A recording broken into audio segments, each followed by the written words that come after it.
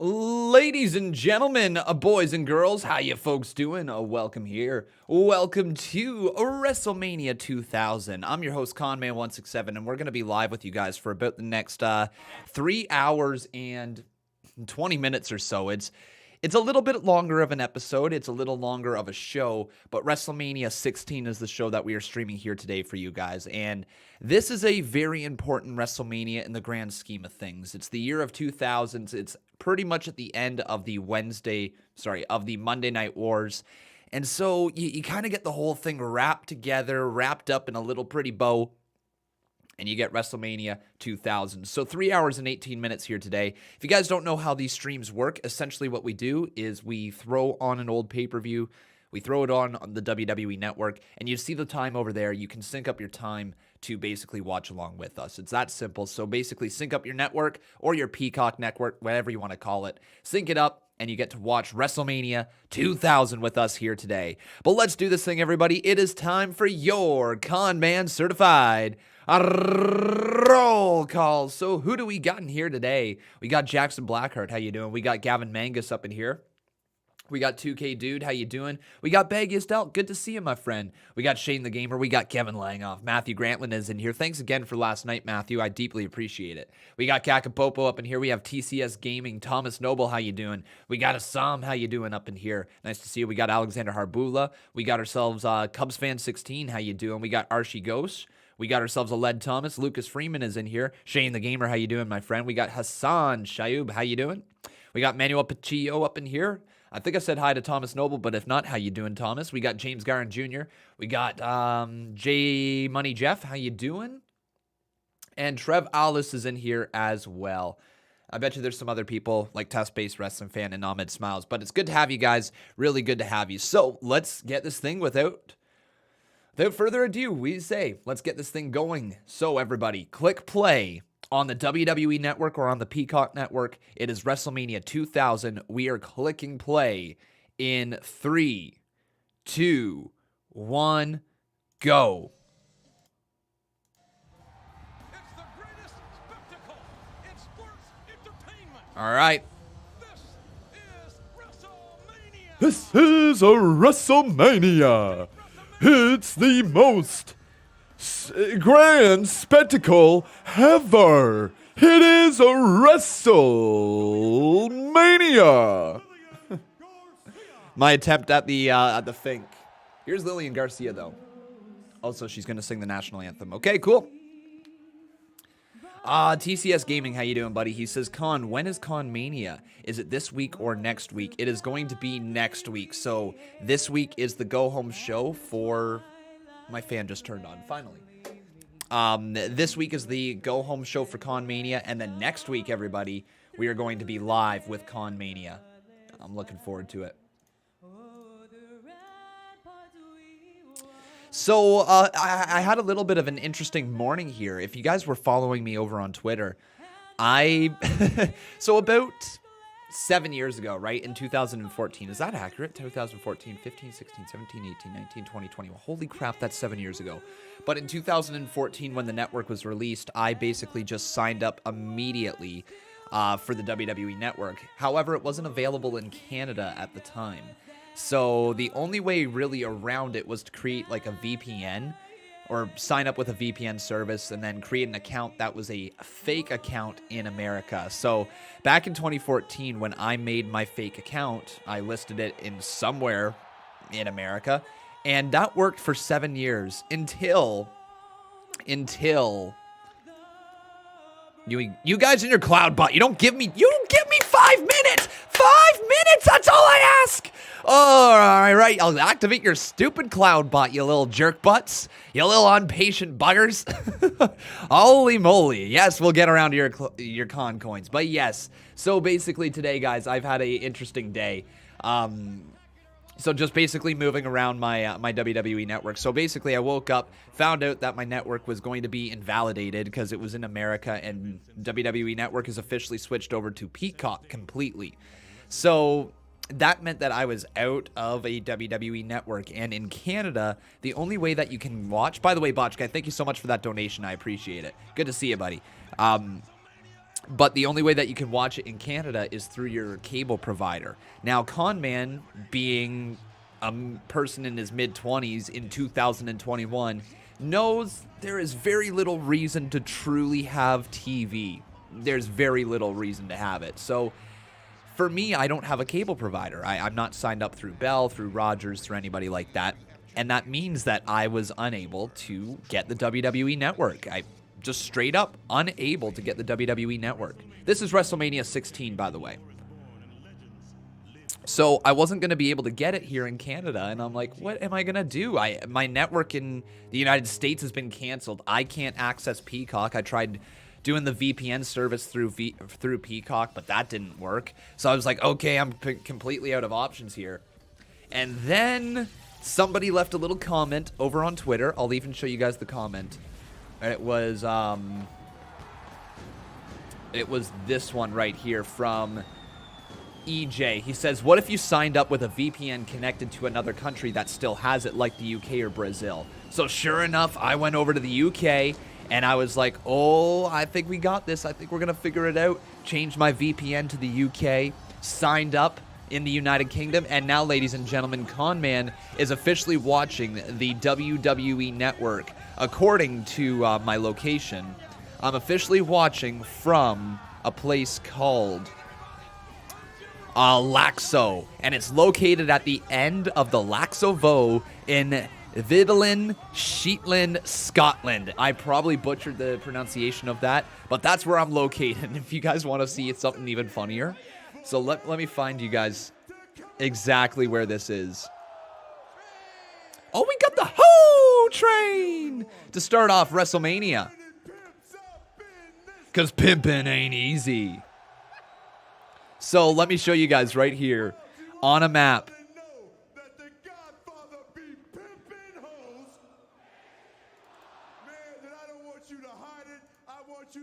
So yeah, if you take a look, ladies and gentlemen, looks like it's in the, in the middle of some place. It looks like you got a lot of stuff going on. Then you zoom out, and this is where Conman is supposed to be located while watching the WWE Network. I'm supposed to be right friggin' here. Like what? Like what?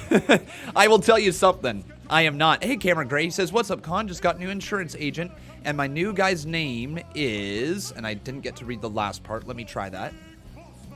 New guy's name is Kevin Owens, and I was like, haha, nice. Well, that's too funny. Very ironic coincidence there, Botch Guy. Very ironic. But Botch Guy dropping his $2.79 donation. He says, clicking play. Beautiful, man. Beautiful.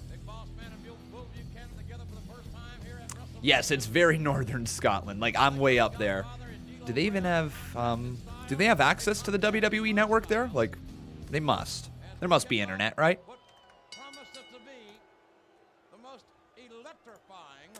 Okay. We are also going to ask you guys a little bit of a poll question here today, but we'll get around to that in just a hot second. But the card today, my friends, it looks pretty good. So this match right here, we have Buchanan and the Big Bossman versus D'Lo Brown and the Godfather. So yeah, that's this match. Then we got ourselves the WWF Hardcore title, 15-minute time limit battle royal. We have TNA, so Albert and Test, versus Head Cheese, which is Al Snow and Steve Blackman. It's going to be the first time I ever see these guys wrestle. WWF World Tag Team title, triple threat ladder match. The Dudley Boys versus Christian and Edge versus Hardy Boys. I am excited for that one. You guys should be as well. Then we got ourselves Terry versus the Cat. China and Too Cool versus the Radicals. So it will be Grandmaster Sexy and Scotty Too Hottie in China versus Dean Malenko, Eddie Guerrero, and Perry Saturn. So interesting matchup right there. Then we've got probably the most intriguing matches. I have seen both of these ones, so this isn't... I know that these are quite good, honestly. I know that these are quite good. But the back-to-back title matches, so the Intercontinental title is on the line in a triple threat between Kurt Angle, Chris Benoit, and Chris Jericho, and Kurt Angle is the Intercontinental Champion. And then right after that match, so the first match that goes down, whoever gets pinned, or whoever pins the person, I should say, becomes the Intercontinental Champion. Then immediately following that match, the European title is on the line with the same 3 people, Kurt Angle versus Chris Benoit versus Chris Jericho. And that is going to be interesting because the follow-up right after that, obviously back-to-back matches. So who ends up walking out with the championships? That's kind of the whole build to this matchup. Kane and Rikishi versus D-Generation X. And then we got ourselves the Fatal 4-Way Elimination match, Triple H versus Mick Foley versus The Big Show versus The Rock, with the McMahon in each corner. So that's the stuff going on right here tonight. Nice kick right there from the Godfather. He's hopping on the whoo train. But now let me try to get back around to the Cloud Bot because apparently it's not working. Apparently it's not working, so we will get around to it. It is always the same people asking for it. So let me tell you something. Everybody, I promise you, I will fix it. I will try to figure it out. Every stream I will look after it. But please give me just a few minutes to intro into the show before we start talking about con coins, okay? I know you love them. I know you do. I love that you guys love them. But please, just take a big, deep breath. It's the same people every single time. So take a deep breath. We promise we will get around to your con coins. Nice clothesline right there. Buchanan, for a man 6'8", 300 pounds, leaping to the top rope. Woo! Unbelievable. So let's try this again. Refreshing this. Turn those on. And then let's ask you guys the question. What match are you looking forward to at Mania?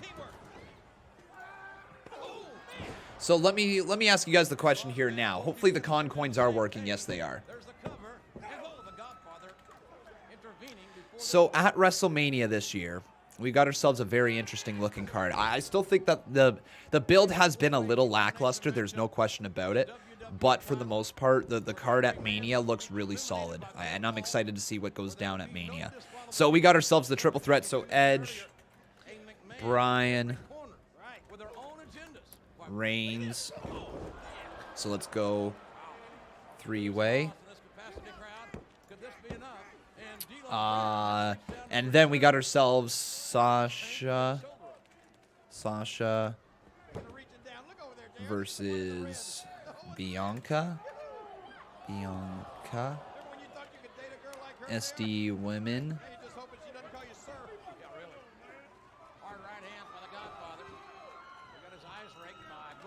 Sorry guys, I'm just asking a poll. That way we can have you be able to vote in something here today. Buchanan and Bossman. So, SD women. Boom. Okay. Lashley. Drew.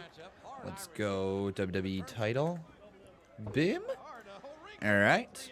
Tag has been made. In comes the big boss man. Fiend Orton's probably going to be one that people will be there for. Fiend Orton. Let's go, Fiend. All right, or other. We'll just put those 5 matches there. I think that's a valid way to go. So there we go, guys. You're gonna have 5 options to vote for right here. So all you got to do is type in the live chat a few little things here.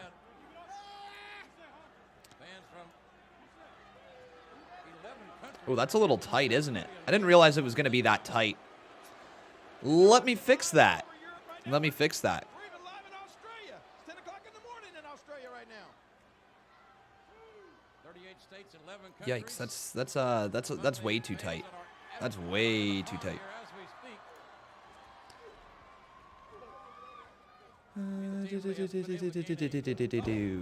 Where is it? Chatbot. Offensive advantage. You don't think the Bull and the Bossman have an offensive advantage? I think they have an advantage right now. That's what you watching. Sorry, we will talk a little bit about this show. Just trying to get this all set up for you guys early on. But hopefully you guys are having a wonderful day. In the worst way. Hopefully you're having yourself a wonderful day. Okay, why can't I adjust this? Alert box. Where is it?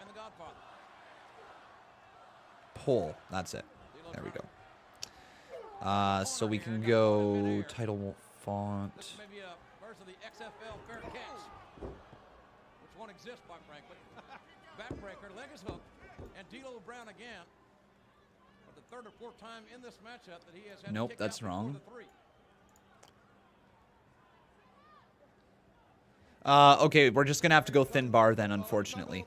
I don't like having to do the thin bar unless I have to because it doesn't give you guys the most amount of visibility, but it is what it is. Got a long memory. Oh, I think when he sees Kane, he sees Bud Selig or something. He told me he brought me a baseball bat as a souvenir, but he wouldn't give it to me. He said he'd give it to me after WrestleMania. What do you think he's going to do with that bat? Well, I got a couple of ideas. Well, there you go. Okay. So now you have the option of doing either vote. Oh, man, all the way up. Oh, Bossman's partner just got taken out. So you got the option of doing either vote three-way, vote SD women, vote WWE title, vote Fiend, or vote other. Let me know here in the live chat which of these 4 or other options you are interested in voting for that you're looking forward to seeing here at WrestleMania. Jason Barker, how you doing, man? He says, sup, y'all? How you doing? Sorry I'm late. Oh, you're not late at all, my man. You're barely late. We're only 13 minutes into the show. Barely late at all. Plus, you were here even earlier than that. King of Fate says, my mom got her cancer test results back, and it said she doesn't have it, which is good. Yeah, man. Yeah, Selly, that is great news. That is absolutely fantastic news there, King of Fate. That's great news, man. Hopefully there's nothing else going on, but I'm so glad to hear that it came back, you know, negative.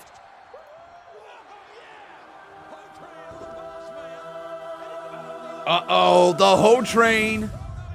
Oh, shoved off the top, but he eats a right hand. He reminds me of Fabian Eichner. Sup y'all, how y'all doing? Sorry I'm late. Went parasailing for the first time yesterday, and I'm already obsessed with it. Big Tiger, I've been parasailing too. It's awesome, isn't it? Oh, what a leg drop! Buchanan. Wow, it's over. Wow. What a leg drop. Who is this guy?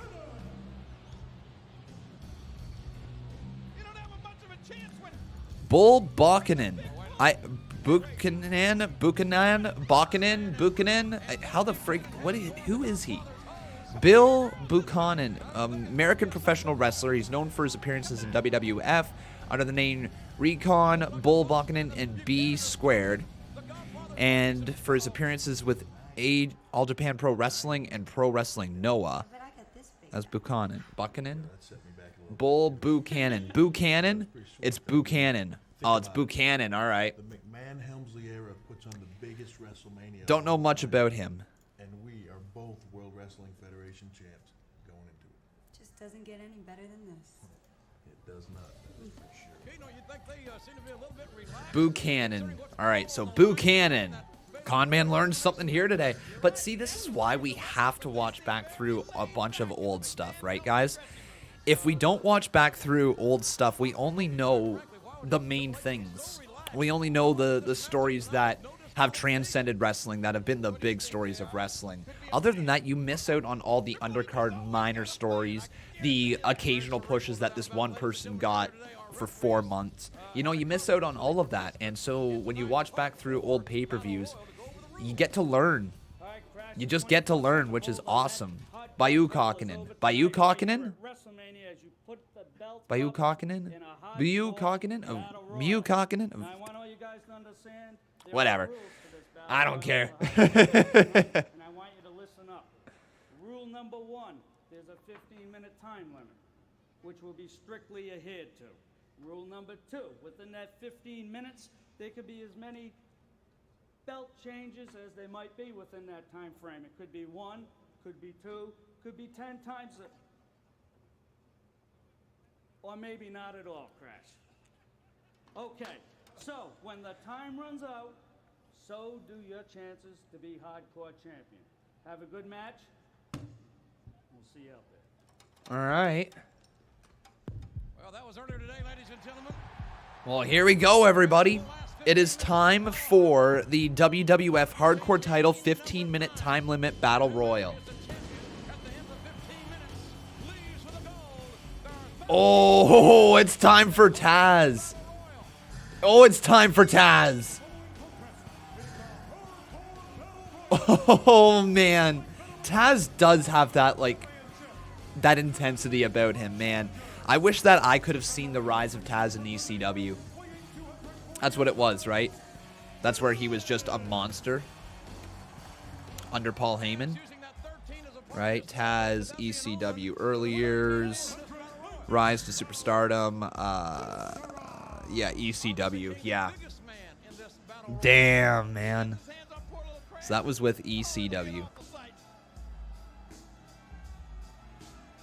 It's Viscera.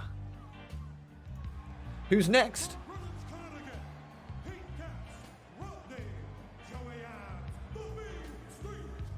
Oh, it's the Mean Street Posse. Oh, no. The Mean Street Posse. Oh, no. Oh, my.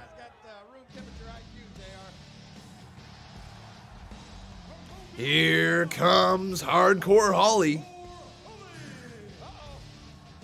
All right, Hardcore Holly. Good old Bob. We got ourselves another 2-bomb here from Jason Barker. He says, I went ham last night, even on Botch Guy's stream. Dude, you are a beast, Jason Barker. There is no question about that. You're an absolute beast. What'd you end up dropping last night on Botchies? I saw the Hundo bomb. That was incredibly kind of you.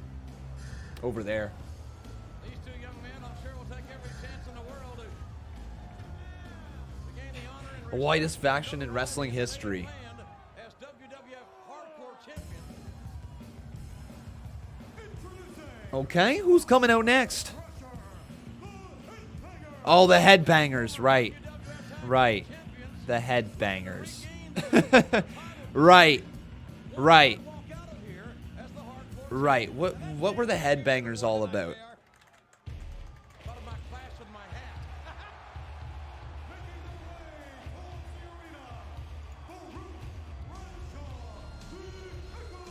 So there's the Acolytes. They don't get any meaner than Farouk and Bradshaw. Farouk and Bradshaw, the Acolytes.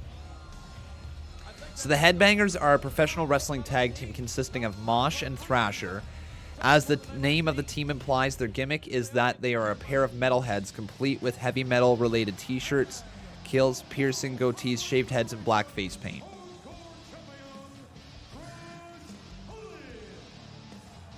know what you're thinking. You look at poor little Taz, you think, how does he stand a chance against 12 of these monsters out here? Indeed, he is the Houdini of hardcore. He has escaped from every predicament, but this may be even more. Interesting.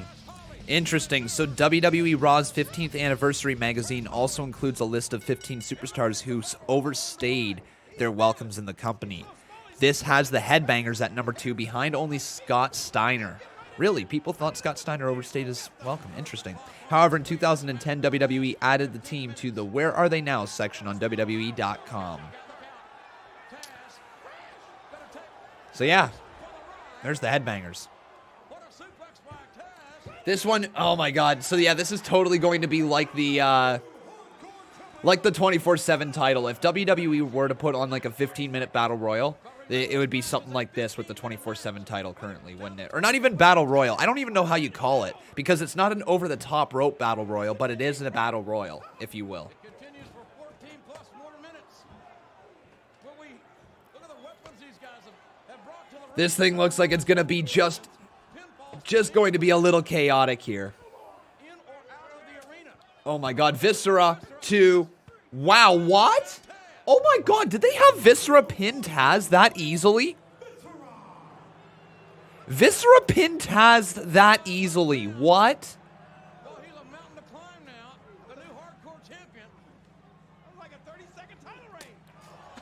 Ow, that sounded like that hurt. But yes, everybody, the Hall of Fame is tonight. It is. It's going to be a 3-hour-long ceremony. We're supposed to go live at 8 p.m. Eastern Standard Time. And we should be done by 11 p.m. Eastern Standard Time. It shouldn't be that Let me tell you guys right now, it will not be that energetic of a live stream. We are going to be sitting back. We're going to be paying our respects to the people who have paved the way for this business, obviously. And we're going to see two separate ceremonies, the 2020 Hall of Fame and the 2021 Hall of Fame. Hey, Stranger Danger. Thank you for asking. I'm doing pretty good here today. Hopefully you're doing well as well. Oh! What is the poll? Which match are you most looking forward to at WrestleMania this year? So that's the poll right now. WrestleMania is in 4 days, right? Yeah, this Saturday. 1, 2, 3, 4 days. Oh, baby. But the Acolytes working well together right now. Taz getting beat up. Viscera with a freaking sheet pan over the top of the head of both the Acolytes. If Land of the Five Rivers plays tomorrow, I'm getting out of bed and dancing.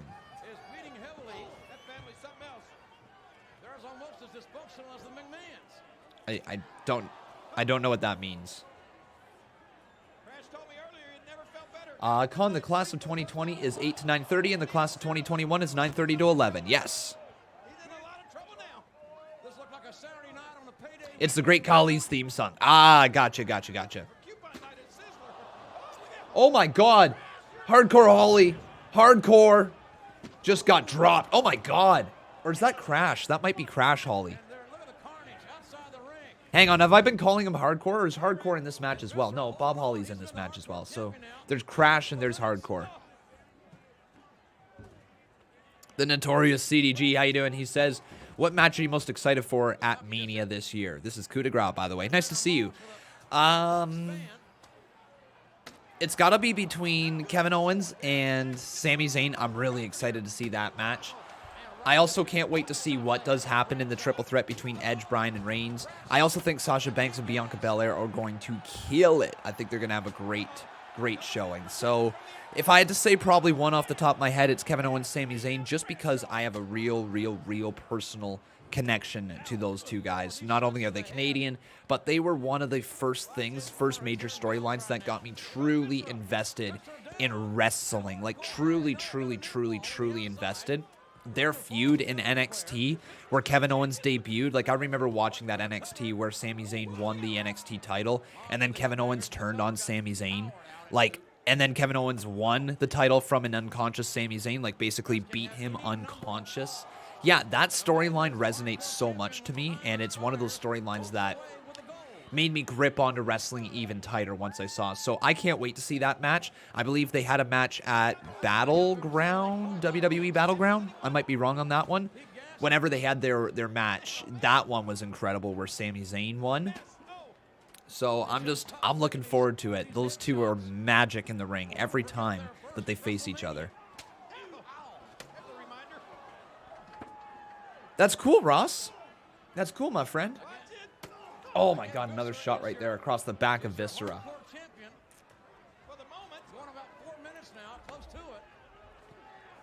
Battleground 2016. Isn't it crazy? Like, we're literally just talking about how 2016 is 7 years ago. Or 2014, my bad. 2014 is 7 years ago. That was bad math from Conman. But still, 2014 is not that long ago, and 2016 is only 2 years after that. Like, but it feels like it was yesterday.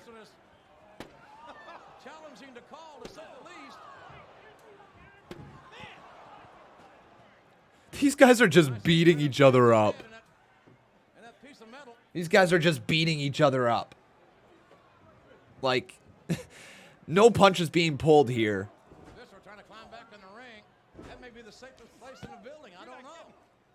9 minutes remain in this match. So yeah, things that I really am interested in seeing go down here today. The three-way ladder match, that one is going to be magic. Of course, we all know the history with that one. The two triple threat matches that consist of the same three people, Kurt Angle, Chris Benoit, and Chris Jericho. And then, of course, the main event, Triple H versus Mick Foley versus Big Show versus Rock. The fatal four-way elimination.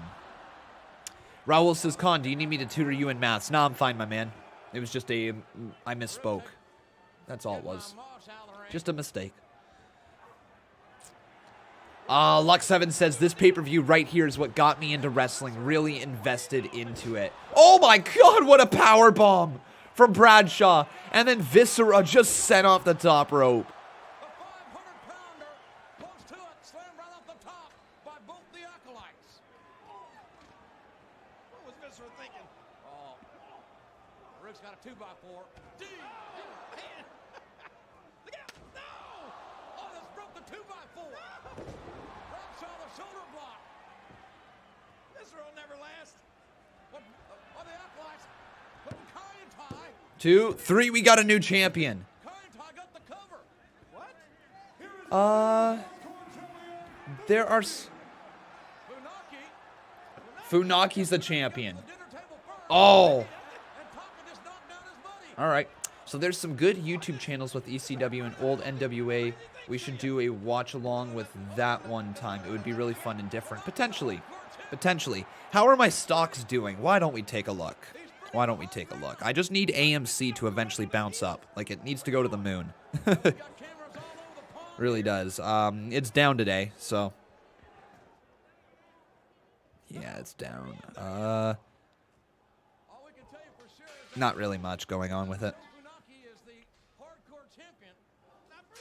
Yeah. Just under 7 minutes. Oh, they went backstage now. Well, this Battle Royal's moved out of the ring. 2, 3, we got another new champion. 6 minutes and 49 seconds remain. We'll see you later there, Jacob Gallardo. Thank you for stopping in, buddy. Stranger Danger says, for some reason it says see perks, but I haven't had a membership before, but I would get it very soon, maybe like Mania Night 1. Completely up to you, my friend. It will be saying see perks for anybody, I believe. That way you can see perks on the channel. I think that's how it works. I don't know if you noticed, that door's not open. Another one. Thrasher. Here is your new hardcore champion. Big Tiger says, can you maybe do retro reactions for episodes of TV like Raw and Nitro simultaneously from 1/4/99? Maybe not. I don't know. Thought it says join? Oh, I thought it said see perks for everybody. My bad. Maybe it doesn't. See, I don't watch YouTube enough as a viewer to truly know what you guys see like on live streaming channels, right? I don't have the time to go around to live streaming channels. I wish I did. Oh. Oh, God. See, if they did something like this with the 24/7 title, it would be interesting. Yeah, but I find my eyes are just being drawn away from it. See, like, for me, I know it's the hardcore match. They're just hitting each other with a bunch of stuff. I know it's supposed to be entertaining, and I know it's supposed to be mindless nonsense. But it's like, whatever. Whatever. Whatever to me. Oh, God, Dad's just going after this man. It'll be really interesting for WrestleMania this weekend because it's the first time WWE is going to have live fans in attendance again since the start of this pandemic. Oh, nice suplex there from Taz. And that might be enough. Goes down to the cover. Oh, but Holly breaks it up. 2, 3, never mind. Jimmy Cordeiro still caught to count into 3, 2, 1, whatever that word is. I don't... Conman gets a little flustered sometimes while speaking. You'll notice this. My brain struggles to just pause when I'm speaking. I'll just like keep going and keep going and keep going and then start rambling and be like, God, that doesn't make any sense. Just stop talking, Conman. 2, Taz kicks out.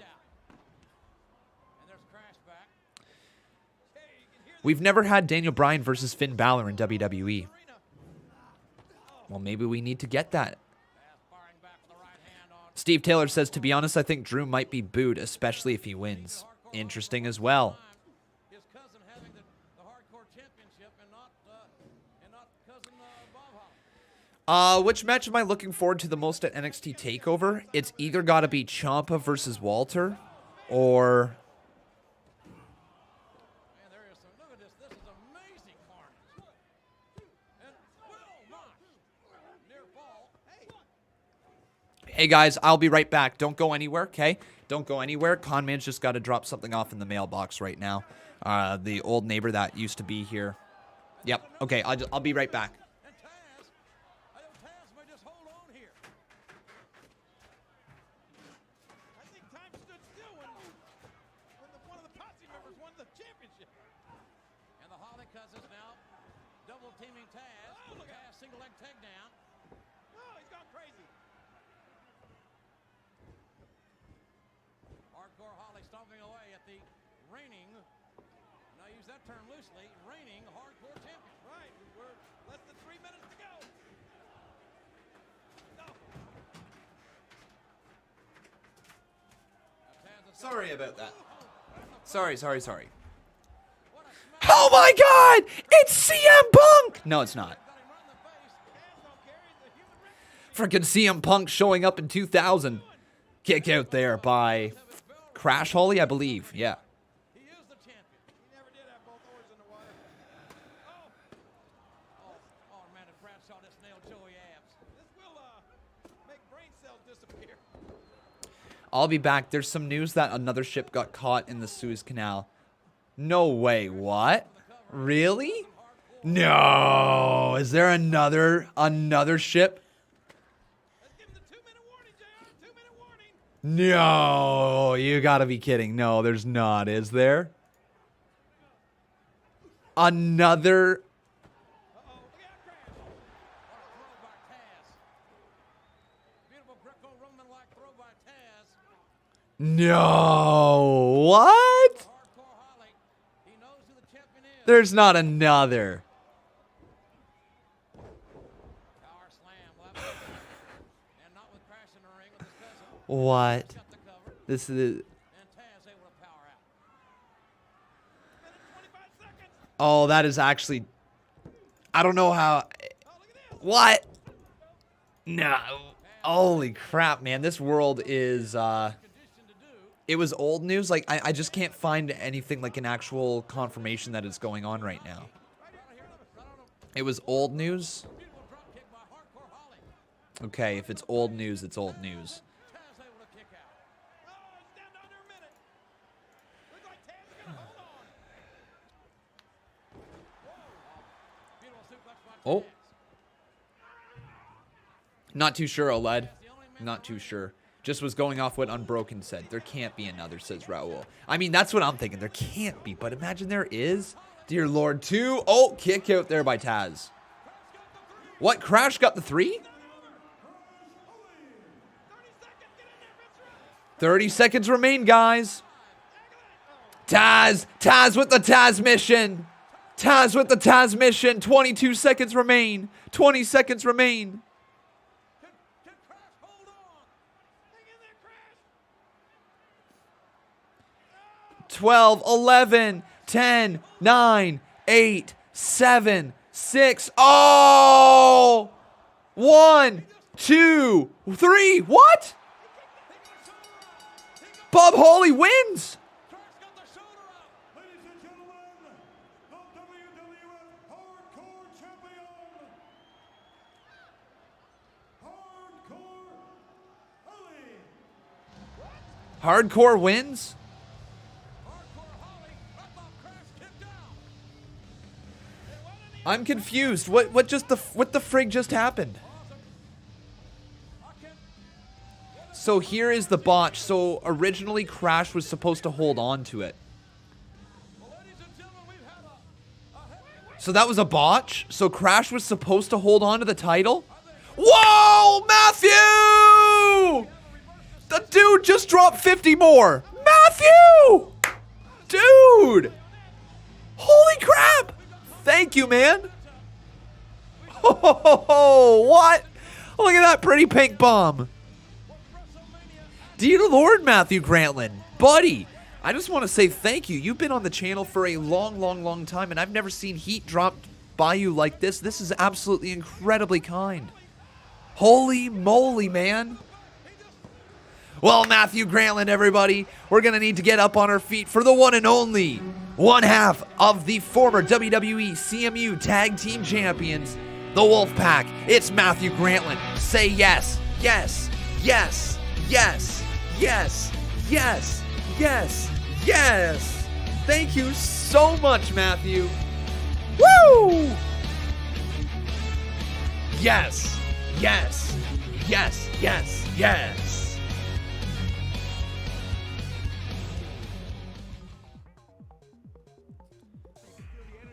You know what?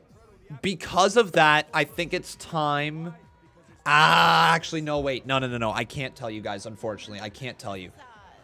I want to tell you a match at Con Mania, but you will find out what the match is this Thursday. So, you'll find out this Thursday. I want to tell you guys, but unfortunately, that would be a little bit of too much of a spoiler for this week's CMU.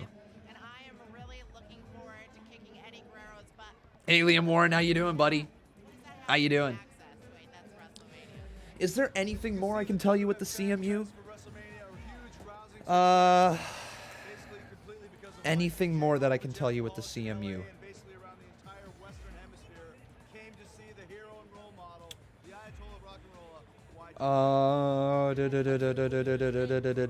Actually, yes. Okay, let me tell you guys this one.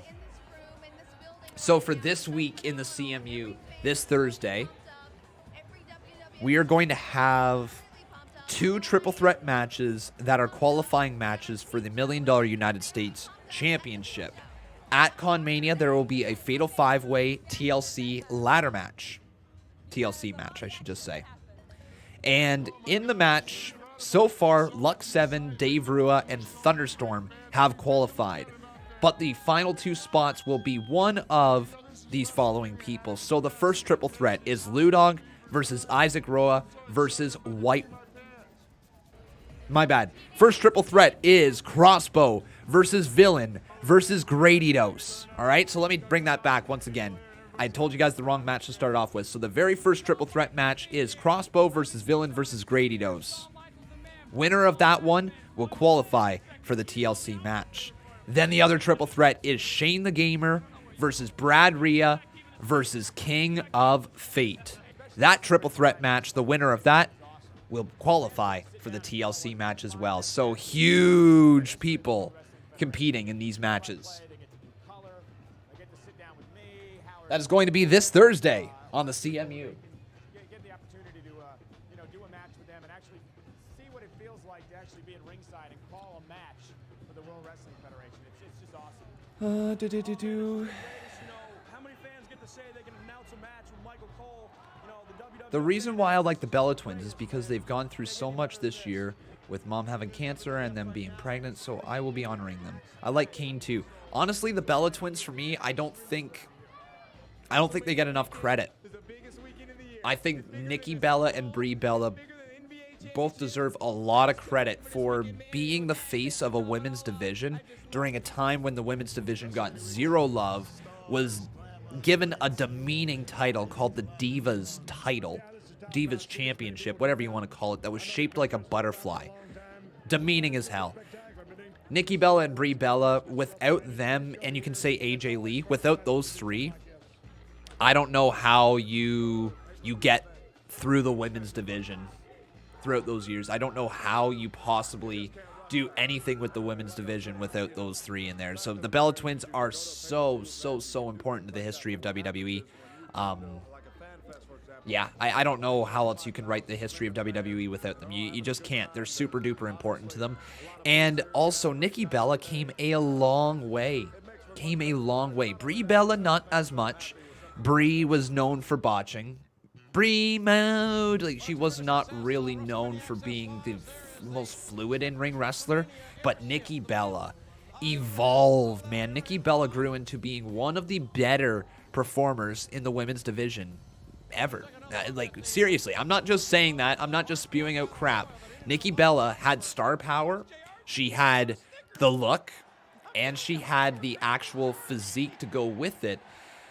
That just brought it all together. Like, she looked powerful, she acted powerful, she talked powerful, she spoke like a celebrity. Like, all of that came together perfectly to create just Nikki Bella. And Nikki Bella was an integral part to the women's division. Part of the greatest ring entrance in the entire history of WrestleMania. Now just be quiet. What the hell are you doing now? Nothing, Steve. Nothing at all. Listen, this is WrestleMania. Okay, who else gets mad? Cut me to the quick. I would never do it. I know how special today Mad Chucky T. Chuck Taylor vibes here from, what's his name? Versus Al Snow. Or not versus Al Snow, but you know what I mean. Chucky T and Al Snow, very similar. Very, very similar. Chucky T and Al Snow. Knock it off. Light a match. Oh, well, just a shot on the boobs. Well, that's so, what the frig? What was, this is 2000. This is 21 years ago. I can, how? How is this what used to be all on TV? Just zooming in on the boobs. Like, I'm sorry, what?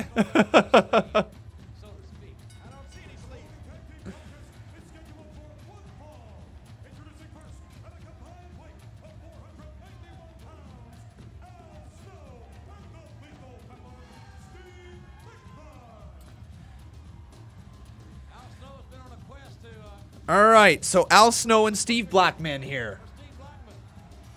Couple cheese heads.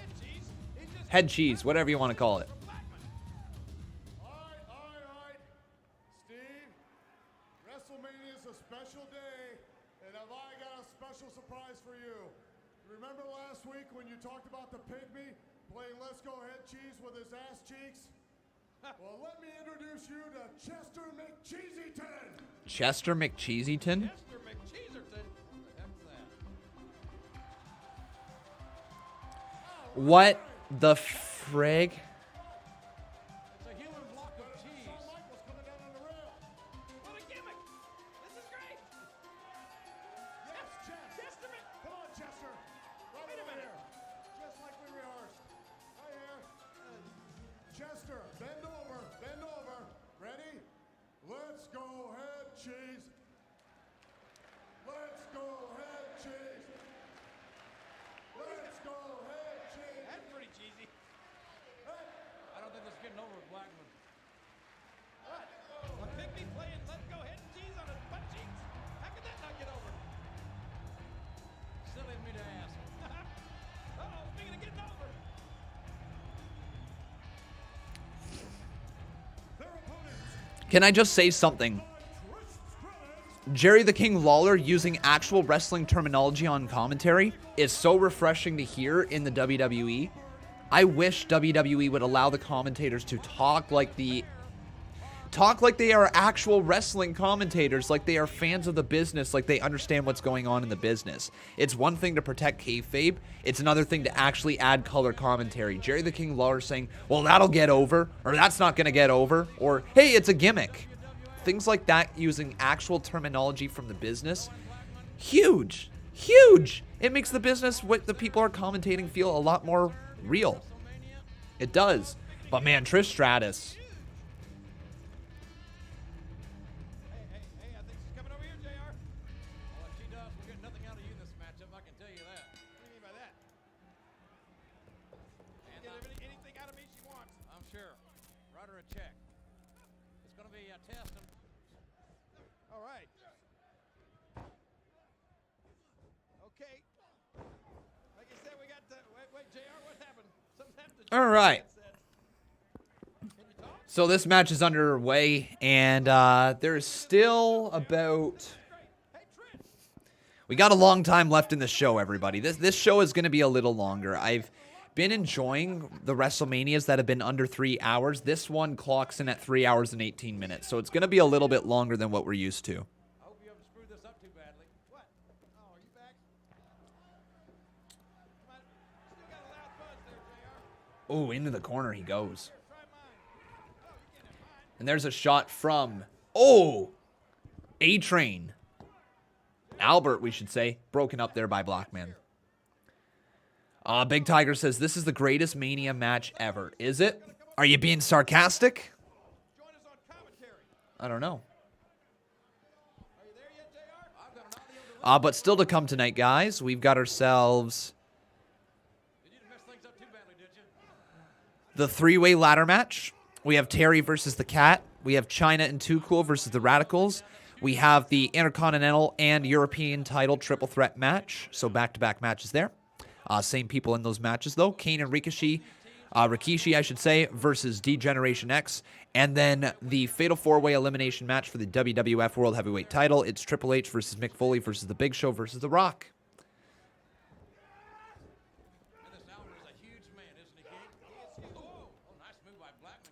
What did this Mania suffer from there, Chuck Francesco? What did it suffer from? Oh, big shot right there. Down goes Blackman. No, I didn't say that. I was just maybe wishful thinking. I think that's how I screwed your head up. Who am I most looking forward to getting inducted tonight? For you, it's the Bella Twins and Molly Holly. Can be one from each class. Let's take a look at the class here again. Take a look here at the class of the Hall of Fame. It's hard to. Nobody's really gained any kind of advantage here, is it? So Kane being Rob Van Dam will be cool. I can't wait to see Rob Van Dam be inducted. Yeah, Rob Van Dam can't wait. Dropkick keeping Test out of the ring, and the team of God, also Eric Bischoff. Yeah, those are my two. Those are my two, Rob Van Dam and Eric Bischoff. I can't wait to hear some of the stories that they've got to tell. The NWO also being inducted is cool, but I'm more so excited to hear from Eric Bischoff. What does he say, and what does Rob Van Dam have to say? this would be the new mascot, you think, King, if it works out with for Blackman and Snow. Yeah, I think it's great. How would he look going through an airport? How would it smell? Better question. Bulldog and Lager for you? That'll be cool. Matthew! Matthew, man! Holy crap! Nice double team.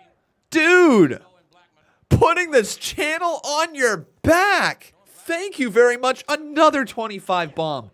Matthew, I don't know what has changed recently, but thank you so much. Your support. I know you've been around this channel for forever, man. And you've always been a great viewer. You've always been a great person to chat along with. And I've always really enjoyed your viewership. But seeing you drop this heat, I just want to say thank you, my friend. Seriously, thank you for your support. It's deeply appreciated, buddy. We got this 25 bomb. It's time for a little bub. Bub, bub, bub, bub, bub, bub, bub, bub, bub, bub, bub, bub, bub, bub, bub, bub, bubbly. Bub, bub, bub, bub, bub, bub, bub, bub, bub, bub, bub, bub. Bubbly.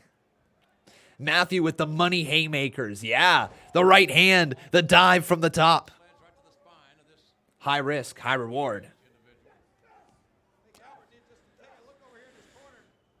Oh, wow. Nice butterfly suplex there from Albert. Tag has been made. Back comes in Blackman. And a clothesline there. Here comes Test. Test just kind of moving all around the ring with a big boot right there. Here goes the side slam, knocking down. Snow, is that his name? Yeah, Al Snow? Yeah, Al Snow. Yeah, I can't get over how much Al Snow and Chuck Taylor look alike.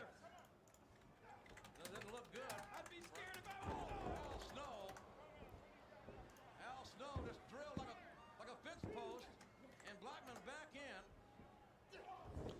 So here is Al Snow. Blackman now in the ring. This conflicting here. As those bowling shoe Excuse me. tendencies somewhat ugly. Excuse me, excuse me. Nice acai moonsault by Al Snow. So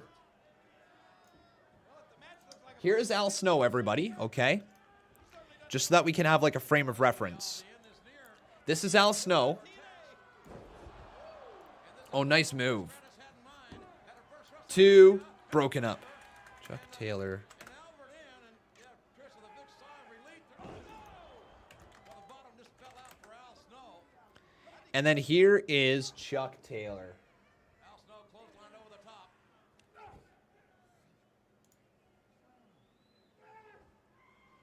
If I can find a photo of Chuck Taylor, that is. Scoop slam by Albert. Mortimo. Chuck. Hello, Chuck Taylor. One of him not getting beat up, ideally. He gets beat up a lot. Unfortunately going on Chuck. weekend. Oh, there's a trip. And a little cheesy guy some unwanted advances toward Trish Stratus. He's back at it again. Chuck. Get away from there, Chester. Or somebody needs to put him back in storage. There we go. There's one. Al Snow thrown over the railing. There's a photo. Al Snow Cool. in the front row. So there we go. So then you throw in Chucky T. Just take a look. Quite similar.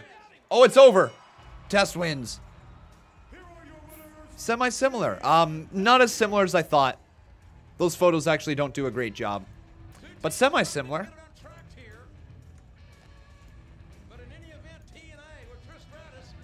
Let me see if I can find a better photo, because that definitely did not really look alike.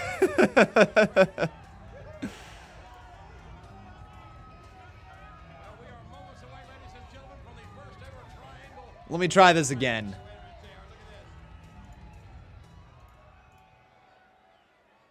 Al's not going to say now. All right, I'm sorry. I thought he'd be great.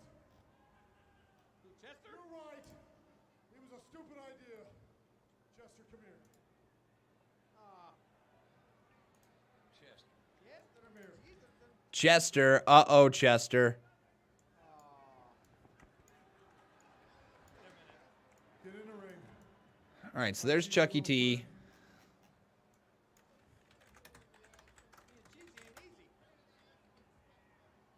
Steve, I'm sorry. You're absolutely right. And it's time to cut the cheese. Oh. That was I don't think that was exactly called for. Look at I don't think that gimmick's going to work. You're cutting the cheese. Chester. I'm used to that working with you. You're used to cutting the cheese? Oh, you do. Oh, look at this. Look out. Oh, look out here. All right, come on. Okay, you made your point, guys. Yeah, I mean, I guess they got similar bodies is more what it is. That's me misremembering, I guess, a little bit. They're not super accurate, actually. I take back what I said. Their bodies are closer than anything else. Their faces aren't that similar. They remind me of each other, though. It's for you, Kath. It is? Oh, mate, would you do me Yeah. a favor and just tell him to call me back later? I'm kind of busy right now. Please call her back. She's real busy right now. Thank you. Hey, Yeah? this is kind of cute. This What? here's a pussycat on this Oh, t-shirt. yes. I love that. I love it too, Oh, little that's fuzzy cute, thing down yeah. there. Yeah, but That's you the know, shirt. I've got something else for WrestleMania. Mate, I am so thirsty. Do you have any water down there? Oh, sure. How about this? These two are just perfect. What the? For you. Well, there you see it, ladies and gentlemen. The WWF Tag Team title belts relinquished earlier today by the Dudleys. Wow, WWE. They didn't pull any punches, did they? They did not pull any punches. Matthew Grantland, we'll see you later, buddy. Thank you so much for your support, man. Yeah, you're right, Michael. Tonight is the night. But you know something? It seems like the WWF is always trying to put the Dudley boys down. Putting us in a ladder match? Yeah, I don't like ladders, and I'm a little afraid of heights. But I'm gonna Chuck Francesco, how you doing, buddy? Thank you for your 7-bomb. He says, hey, Con, what are your thoughts on Triple H's 1999 run that got him into the main event scene, as well as headlining this Mania? Well, let me be honest with you, Chuck Francesco. I don't have any true frame of reference with it. And what I mean by that is I started watching wrestling in 2005. So anything that happened before 2005, I don't have too many comments on. However, I do know the run that you're talking about. It's always difficult to say, right? You could say they could probably make a couple more stars at the expense of Triple H, but then you fast forward all the way to the end of his career, and Triple H is one of the biggest stars ever to be in the wrestling business. So it's difficult to say that they should have booked it differently. But I also understand that they could have probably got a lot more other people over.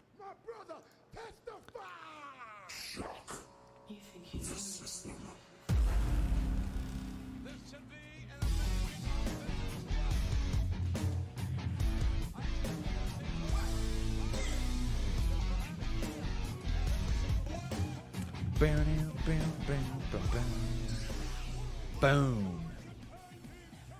Hey Khan, what are your thoughts on Triple H's 1999 run that got him into the main event? Here comes Edge and Christian. Seen as well as headlining this Mania.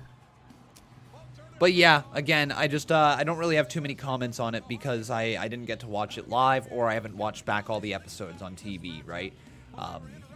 Eventually we will. Eventually we will. I think somebody mentioned earlier that they'd like to see me do throwback Raw live streams or throwback WCW streams or anything like that. And I don't mind doing that. I don't mind doing that eventually someday. We'll have to figure out how it works best with the schedule, obviously. But I don't mind doing it someday. But I don't want to do the head-to-head like WCW and Monday Night Raw at the same time. I don't want to see that. I don't want to do Nitro versus Raw. But I wouldn't mind maybe if we watch back some old episodes together. Here comes the Hardy Boys.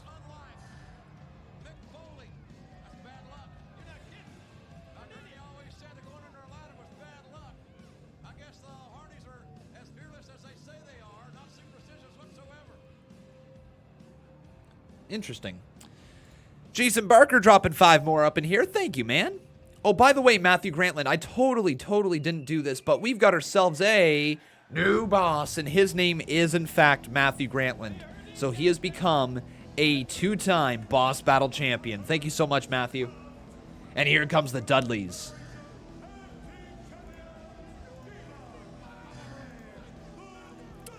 So this is the first of the 3 ladder matches. Then there's TLC, which is at WrestleMania 17 next year, right? That is like the greatest, one of the greatest matches of all time, if I'm remembering that correctly. Yeah.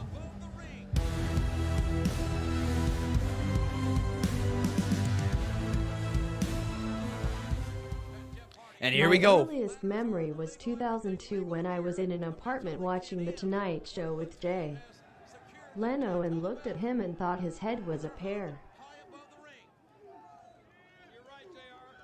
Earliest memory was 2002 when I was in an apartment watching The Tonight Show with Jay Leno and looked at him and thought his head was a pear. That's too funny, man. You thought Jay Leno's head was a pear? That's funny, man. I'm trying to remember what my first memory, like ever memory was. I have this memory of me. I want to say I was like, man, how old would I have been? Probably like 4 years old, 3 years old. I can remember. I was on, maybe was I a little older than that? Would I have been like 4 maybe? My sister would have been... No, that seems so young because we were on a ride. So this totally is not my earliest memory, but it's certainly a memory that I remember. But whatever age I was very, very young. Me and my sister went on this ride at Marineland, Ontario. And this ride that kind of just took you up and then took you down. It was a little bit of a quick ride, but nothing too intense, right? And I remember myself... Oh, what a bomb there for Bubba. But I remember myself, my dad, my mom, and my sister were on this ride. And we went up. And then as we came down, I shouted out, "This tickles my penis." That's what I shouted out. And then my sister, not really knowing what that is, shouts out the exact same thing right after, "It tickles my penis too." Here we are on this ride that's going up and down, and my sister, like 2 years old, 3 years old, whatever she might have been, she's 2 years younger than I am, just screams that out. I was like, oh my God. So yeah, that's one of my earliest memories. I don't know if it's my earliest, but I certainly remember that one.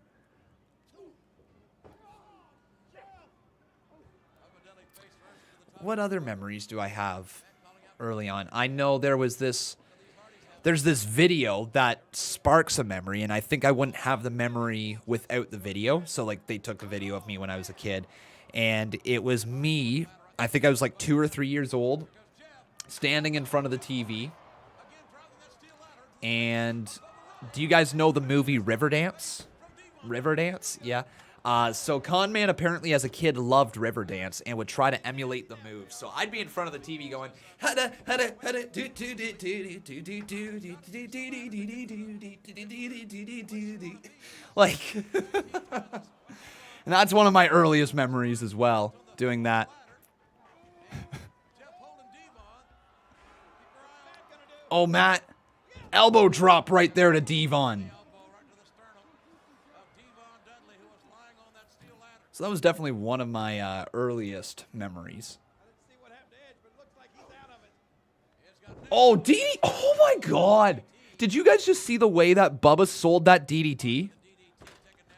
And yeah, Seth Rollins, the drip that he has on Twitter right now, incredible.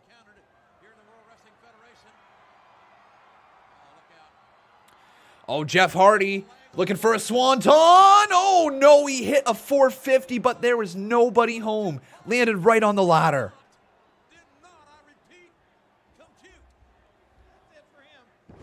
Oh, big scoop slam.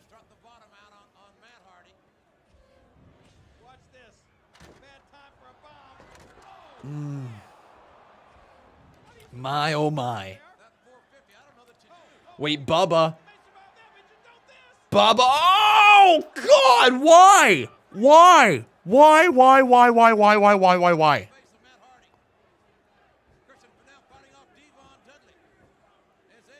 Chuck Francesco says, I don't know if you would be comfortable watching the rise of Triple H, to be honest, considering you've probably never seen the stuff with him and Steph. I know what you're talking about, the stuff with, like, him, making, like, she passes out unconscious and then they get married as a result or something like that. And, like, yeah, Triple H, there's a lot of stuff with his character that pushes the wrong boundaries, if you know what I mean. There's something about towing the line of what's acceptable and what's not acceptable on TV, and Triple H's character crossed into the line of not acceptable a lot of times. And I truly believe this. If Triple H wasn't with Stephanie McMahon, Triple H's career would have been over a long time ago. I do believe that. I do. He would not have been given opportunity after opportunity after opportunity the way that he was. And if there was any backlash, he would have been basically the first one to blame if there was backlash. But because he was dating Stephanie McMahon, that got him out of a lot of trouble. Got him a free pass for a lot of things.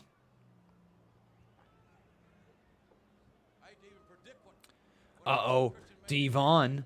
Now Devon. Oh, God, Devon sent right into the ladder. But yeah, Chuck, you're probably right, man. I don't think I would be super duper comfortable watching it. I don't think too many people would be super duper comfortable watching it in 2021 anymore.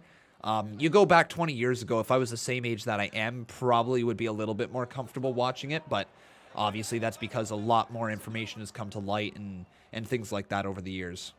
Just on things. I'm not talking about wrestling, just on things in general. Christian, what a crossbody! What a crossbody.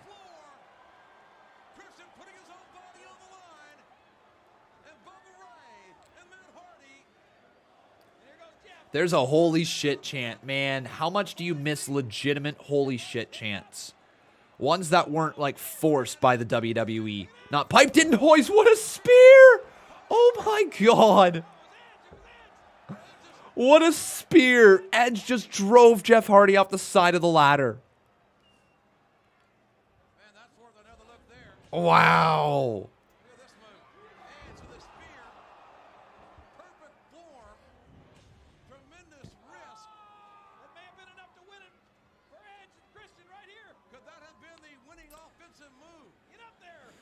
Do I think Sasha Banks will win Money in the Bank this year?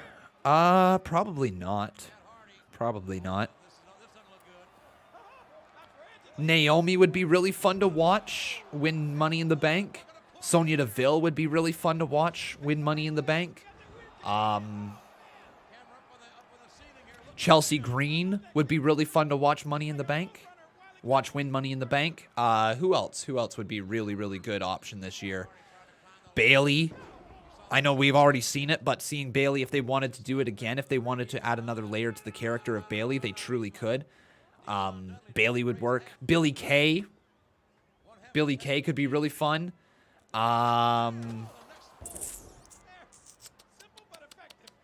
Becky would be really fun if she was available.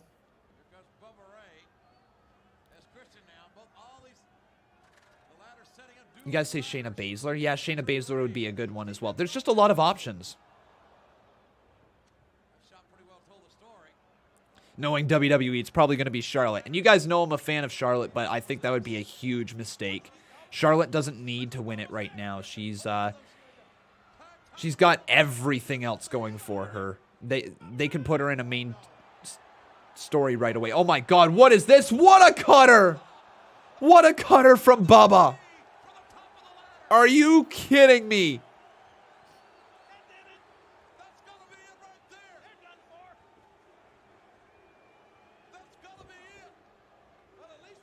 Wow. What a bump off the top of the ladder and then sends Christian to the outside of the ring. For the men's?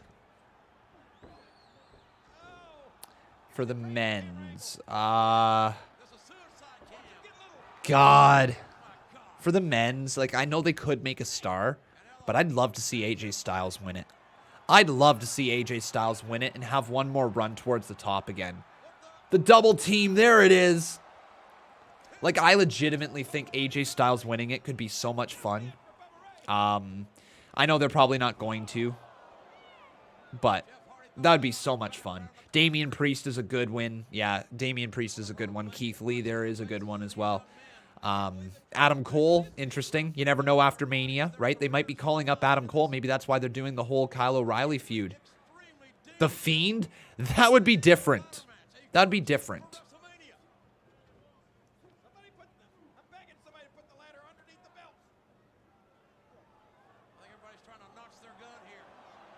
If Andrade was still in it, he could have won. Oh my God, look at this move, guys. Look at your TV screens. Devon just went down off the top of the ladder, double superplex. Oh, and then Bubba right into the steel steps. What a car crash this is.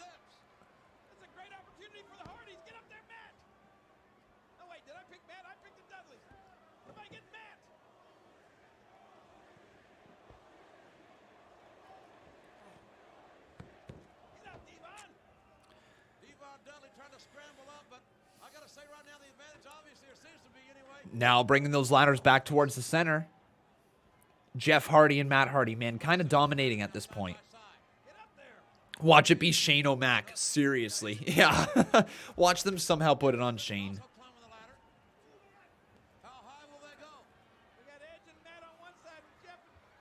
Hey, Lou Dog, how you doing, man? Good to see you. Oh, my God. This car crash is unbelievable. Oh, my God. Matt Hardy's head almost caught that bottom rope. That was dangerous as hell.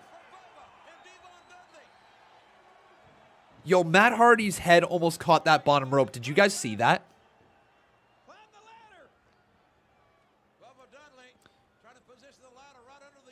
Yeah, 2000 Lou Dog, pretty good. WrestleMania 16, if you guys don't know. We got something over here on Twitter, so let's take a little look. That's what it looks like when you're on top of that ladder, and that is scary. Listen to the crowd. People want tables. Ladders aren't enough. They want tables. Probably wouldn't happen, but Cedric Alexander could be an incredible Mr. Money in the Bank. The story is there if Lashley retains at Mania, and it helps build Cedric. Definitely not a bad idea. Definitely not a bad idea. Considering their gimmick pay-per-views, what pay-per-view would you... Oh my God, off the top of the ladder. Down they went. Bubba goes down now. Oh, Bubba shoves off Devon, and there goes Edge and Matt Hardy. So, What pay-per-view would I like to see named after a gimmick match?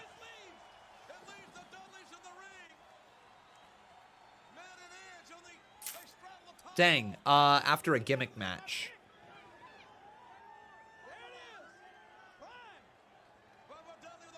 I don't know what other ones do we have. We've got the Royal Rumble, which is named after a gimmick match.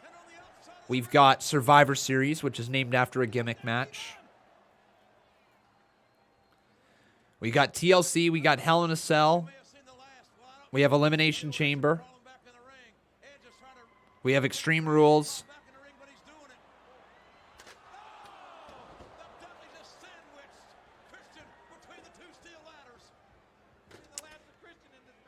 I don't know. I don't think there's any other matches that you could make a full pay-per-view. The only one that I think you could do is Last Man Standing. If you wanted to do a gimmick pay-per-view, probably Last Man Standing. Money in the Bank is in there as well. Sorry, guys. Yeah. You would be able to do, like, the main event being a Last Man Standing match, and then the other matches... That actually, you know what? It's not a terrible name for a pay-per-view. It's not a terrible name for a pay-per-view. Last Man Standing. WWE presents Last Man Standing. And go into the pay-per-view. Fireworks. Pew, pew, pew, pew, pew, pew, pew. Yeah, and they could make that work, but I'm not a big fan of the whole gimmick pay-per-views. I think they should more so just have a pay-per-view name, and then the matches be the selling point on the pay-per-view. Not let the name be the selling point of the pay-per-view. Be it the other way around. Are the matches worth buying that pay-per-view for?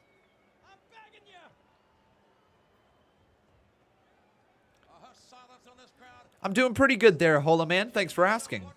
Do I remember Over the Limit? I do.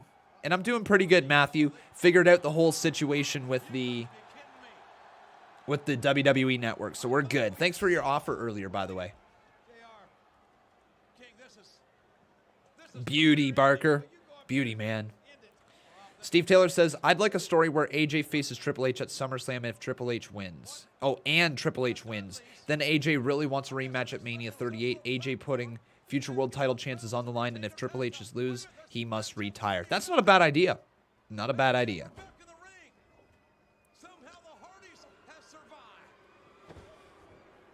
Here's also the other thing there, Chuck, is that anytime that a feud feels like the natural answer should be Hell in a Cell or a gimmick match to finish off their feud, WWE 9 times out of 10 pushes that off.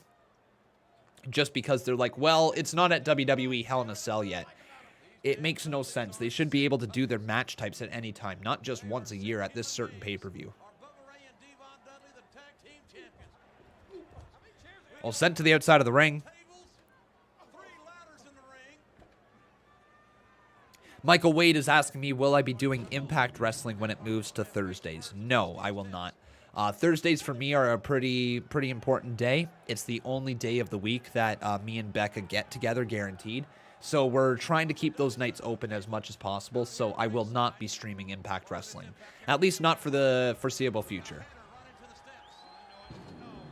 We might be doing the pay-per-views, like, you know, their Impact Plus events and their pay-per-views. I think that would be nice to be able to try to continue, but other than that, I don't think there will be much Impact Wrestling on this channel anymore, which is unfortunate because it was enjoyable, but NXT taking over on Tuesdays essentially renders Impact Wrestling useless on this channel. Yeah, I'll be doing TakeOver and AEW at the same time. Oh my god! Devon just went through the table. Bubba now just sent Matt Hardy through the table. What a freaking match this is. Yeah, we'll be live tonight at 8 p.m. for the Hall of Fame. Tonight.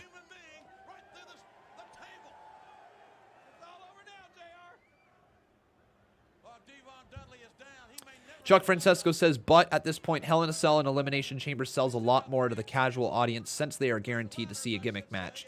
Here's the thing, though. They're guaranteed to see a gimmick match if WWE announces a card ahead of time. Think about it, right?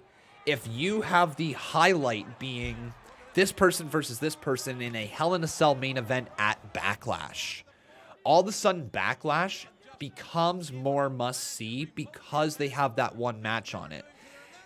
WWE Hell in a Cell, you're guaranteed to get 3 Hell in a Cell matches. Cool, but it comes once a year. You're like, all right, cool. So maybe I'm going to watch this one event once a year, as opposed to maybe WWE has 2 Hell in a Cell matches on 2 pay-per-views, one at the start of the year, one at the end of the year, 2 feuds that need to culminate in it. Maybe one takes place at Mania. Like, you know what I mean? All of a sudden you start having all these gimmick pay-per-views. Well, the matches that make wrestling really, really entertaining go away, right? You can't just pick out this match and make it feel special. If you have WWE TLC every single December, sure, you might see 3 TLC matches every single December, but what makes it special? Absolutely nothing, right? Sure, you might have one match that is built somewhat properly, and as a result, the TLC match is cool, but you're never going to get a John Cena versus Edge TLC match at Unforgiven 2006. You know what I mean? If you aren't able to just throw random gimmick matches at any given time. So for me, I think gimmick pay-per-views need to go out the wayside. You can bring back the overall interest in WWE by doing what has worked in the past. And that's a thing that I think a lot of people do tend to forget, is that this has worked in the past before, right? That WWE has sold pay-per-views just having cool names based off of the matches that are on the card, right? People used to have to decide, is this worth buying? But WWE got in the mindset that they have your money already, that they have your subscription through the network, so it doesn't matter what they put on the card. It doesn't matter what they do for their pay-per-views. It just straight up doesn't matter to them because they already have your money, as opposed to when they used to have to try to sell you on spending $40, $50 on a pay-per-view. Brandon Harbin says, when HBK and Taker had the first one in 97, it was Bad Blood pay-per-view, and they built the Hell in a Cell match. Nothing to do with the pay-per-view name, built the story, and the people will be invested. Exactly.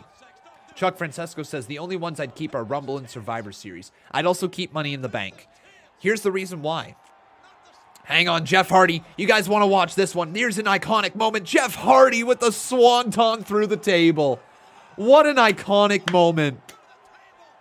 What an iconic moment. But yeah, I would say that Royal Rumble and Survivor Series both make sense. One, Survivor Series, because it has the history that it does, right? The fact that it's kind of like a tradition at this point. You almost don't want to lose the Survivor Series traditional matches at this point. November doesn't have a lot going on for wrestling, so it's just a cool event to have at the bare minimum. So that makes a lot of sense to keep around. Royal Rumble makes a lot of sense to keep around because it's the build to WrestleMania. You know, it comes around once a year. There's a shot at Mania on the line. That one makes sense for coming around once a year. And same with Money in the Bank. Money in the Bank makes sense once a year because if you win this contract, you have an opportunity over the next year to cash in the contract. And to me, that just makes sense. You know, one Royal Rumble winner every year, one male Money in the Bank winner, one female Money in the Bank winner. Those things are just things that make sense.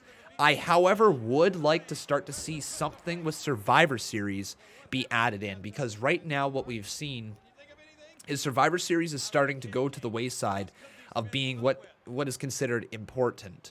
What I would like to see, and I don't know how WWE could do it, but if they're going the direction of main events and having 2 separate nights of WrestleMania, like main event night 1, main event night 2, I'd like to see the winner of Survivor Series, so whichever brand wins the Survivor Series, I'd like to see them, that brand, that world title, be guaranteed a main event spot. I'd like to see a winner of a Royal Rumble spot, but then also there's the female Royal Rumble winner, which feels like it should be the main event of one night as well. I don't know. It's so difficult, but Survivor Series needs something more with it. There's Edge and Christian winning the titles.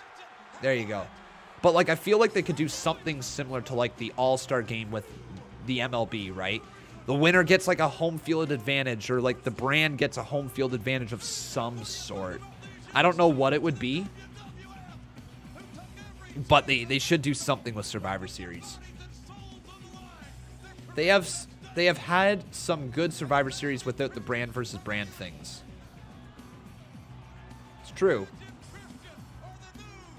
The Andre the Giant Memorial Battle Royal needs something big to it as well. Why not make it the #1 contendership for like a mid-card title? For like the IC title or the US title, depending on your brand. Why not?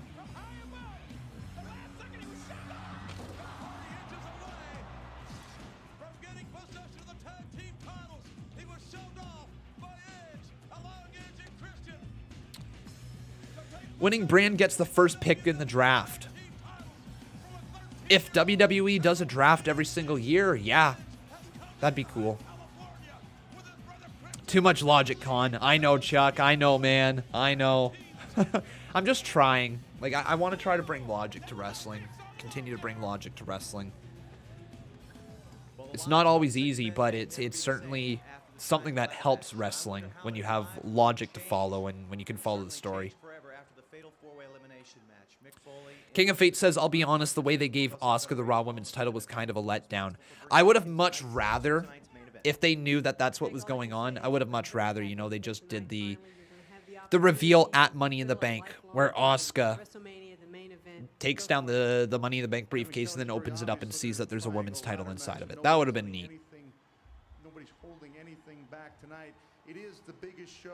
Why not do a tournament, build stars from that instead of just giving the title Asuka?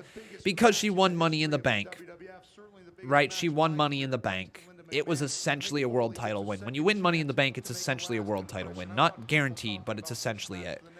And I understand why they just put the title on her. They needed a women's champion without the follow-up to a storyline. They just needed a women's champion, right? I feel all in all, WWE should abandon their corporate outline, if you get what I'm saying. Big time.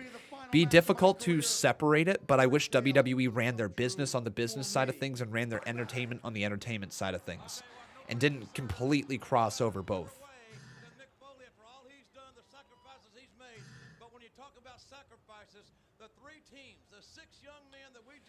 Too complicated, Big Tiger. Way too complicated.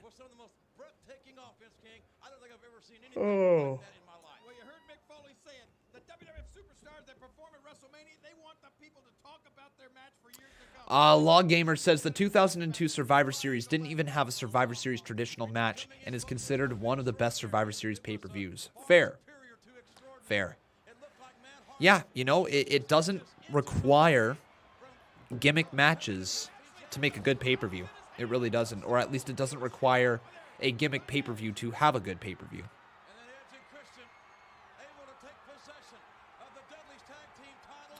Trey says, no offense, Con, but when Otis won the Money in the Bank, he never did anything with the briefcase except for the lunchbox. That's fair. He lost it to The Miz, and then The Miz ended up becoming the WWE champion. Why isn't there betting on here? Because there's nothing to bet on right now. Oh, God, it's the cat fight.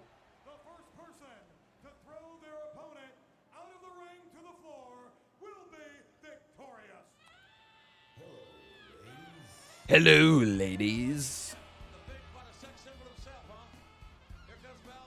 Here's Val Venus.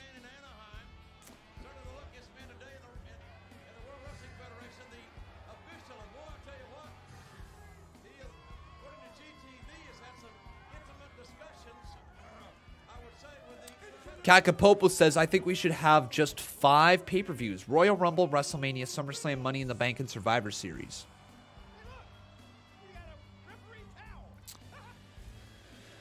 I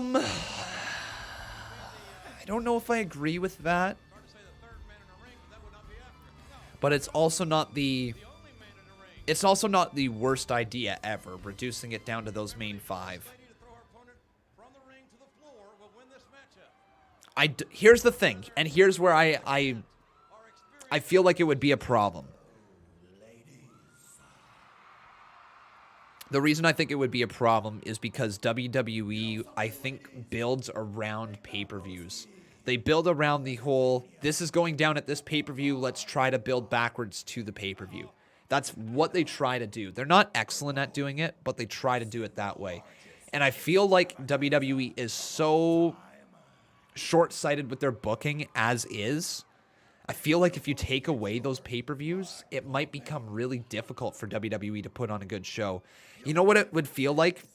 I legitimately believe this. I think WWE would feel like when NXT switched to 2 hours and then was trying to counter-program AEW, was throwing in random shows here and there, Great American Bash, this and that, Halloween Havoc, and they eventually figured out what works for them, but it took a while. And I'm sure WWE would be the exact same way. They would figure out what works for them best. But, yeah.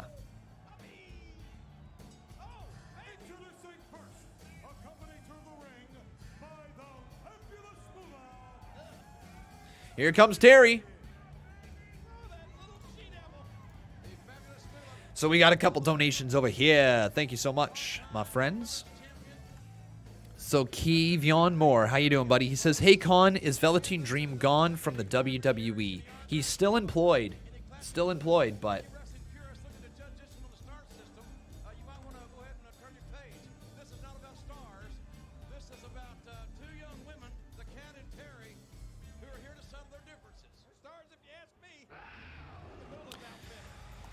No, I think Dream is just being held off TV right now.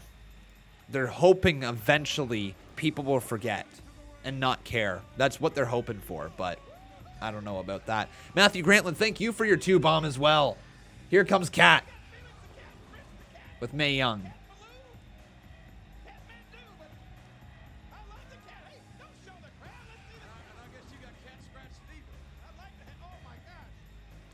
Hey, Dave Rua, how you doing, man?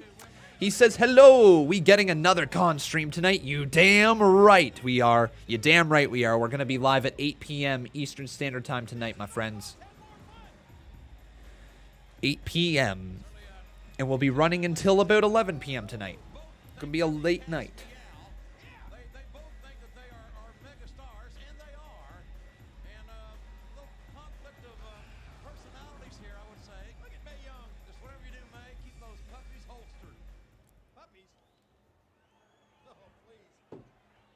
Remember when we had brand exclusive pay-per-views and people were excited till pay-per-views were like 2 weeks apart every month? Yeah, what a weird time that was, because it did legitimately feel like we had 2 shows going on, because every single pay-per-view between Raw and SmackDown were at least like a month apart.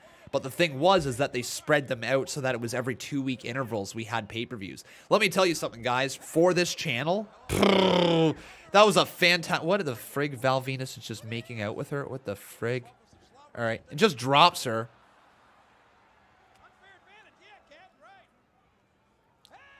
And now he starts making out with her.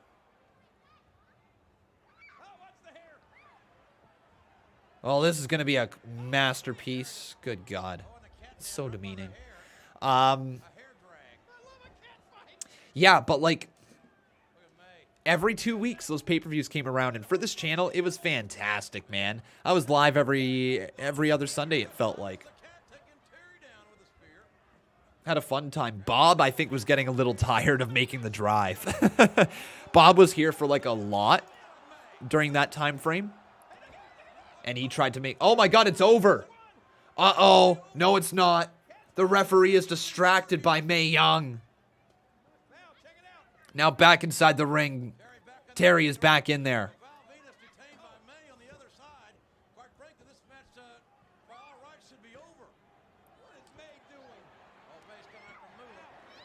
Oh. To think Kane's story for this Mania was an ex-girlfriend story. Man, Vince tried everything, didn't he? He really did. Tried everything. He was like a regular at that point. Seriously, was there, Steve Taylor? Oh no, Mae Young. Mae Young kissing Val Venus. Good God, this is boring. Maybe they should do what Impact is doing and just have 4 pay-per-views a year and turn the rest into TV specials. I don't know how well it would work, though. I legitimately don't.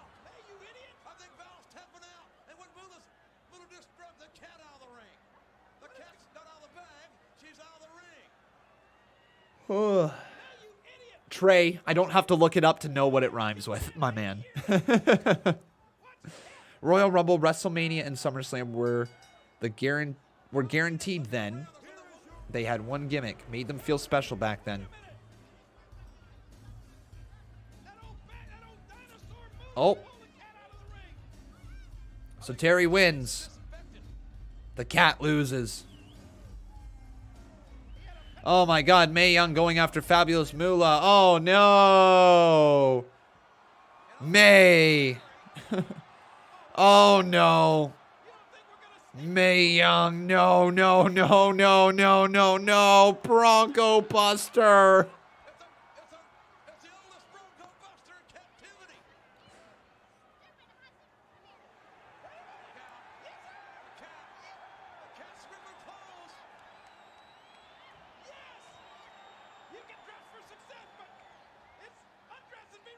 This is just so demeaning. This is just so demeaning.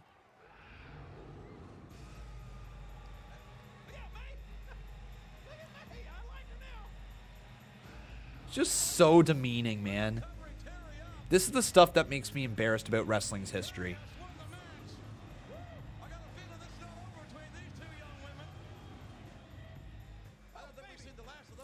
All right. Wow, Matthew dropping another 20, man. Holy crap, Matthew. Thank you, buddy. Holy moly. You're dropping heat in here today, Matthew. It is so incredibly kind. I hope you're having a fantastic day, buddy. I really do. You know, talking about that. Did you see China? Did you see that twinkle in her eye? There's Eddie backstage. Eddie, listen, you're not the only good-looking guy in this group, but enough. This is WrestleMania. We better not lose this match. Well, don't worry about it, man. China can't take my heat. She can't take my Latino heat, and believe me, tonight is her lucky night. Tonight, I'm gonna lay all my Latino heat on her.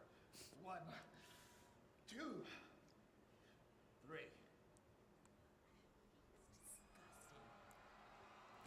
China, not a fan. Don't worry about that, girl.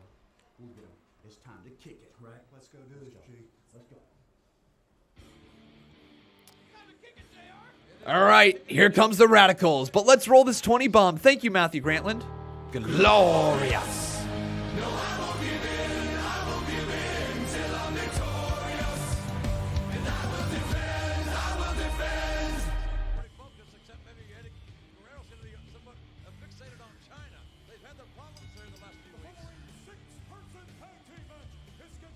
Man, the Radicals, here they come.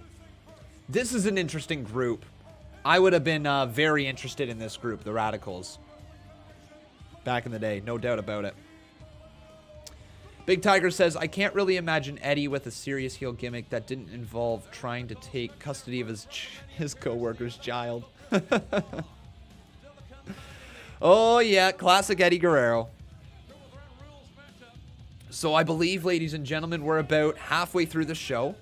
Yeah, just a little under halfway through the show. Still got a lot to come. Lot to come.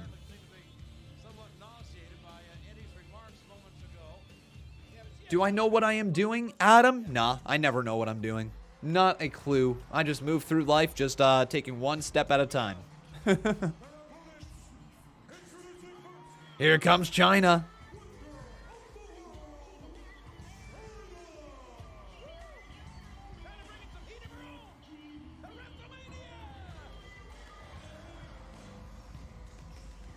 That cannon, man, the firework cannon.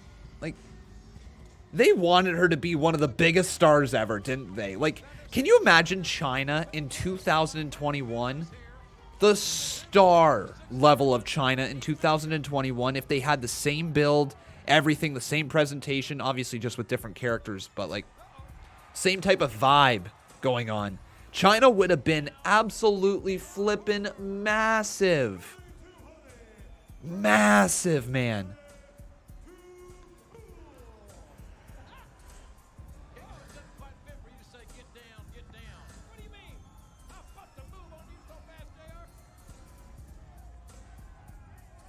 All right, here comes Too Cool. You look fly today.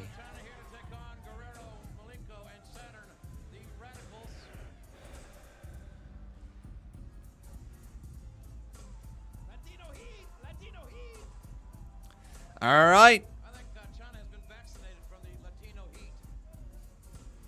China was a pioneer, no doubt about it. No doubt about it. She belongs in the Hall of Fame someday as well. Individually. Not with DX. Individually. By herself. In the Hall of Fame.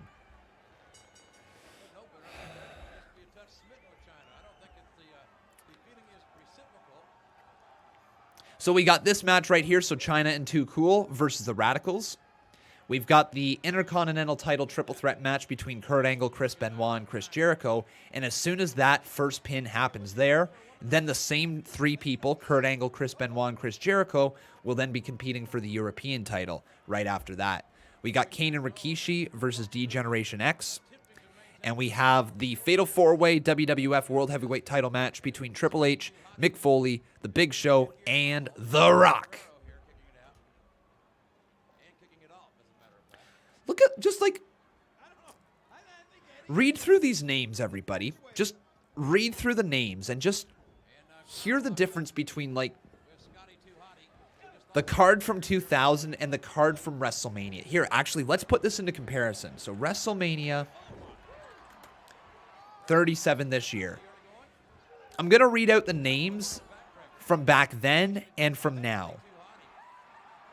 And just tell me if you guys can tell a little bit of how WWE goes about creating names now. So, on this card today, you had the Big Boss Man.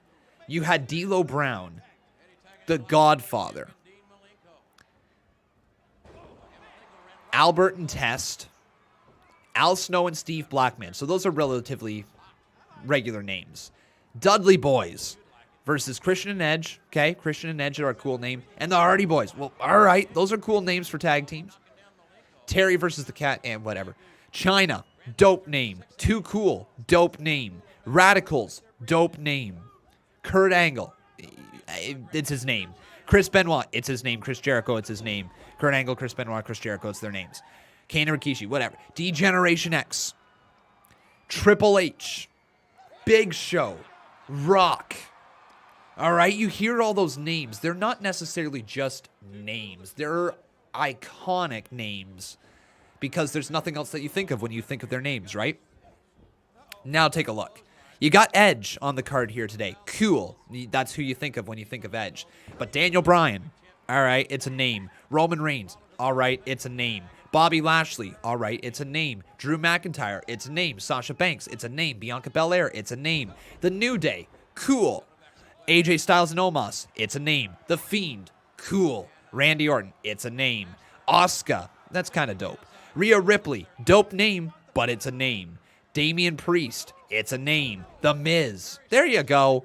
John Morrison, it's a name. Bad Bunny, he's from outside. Braun Strowman, it's a name. Shane McMahon, it's a name. Riddle, I can see why they dropped his first name. It was Matt Riddle before, but it's Riddle now.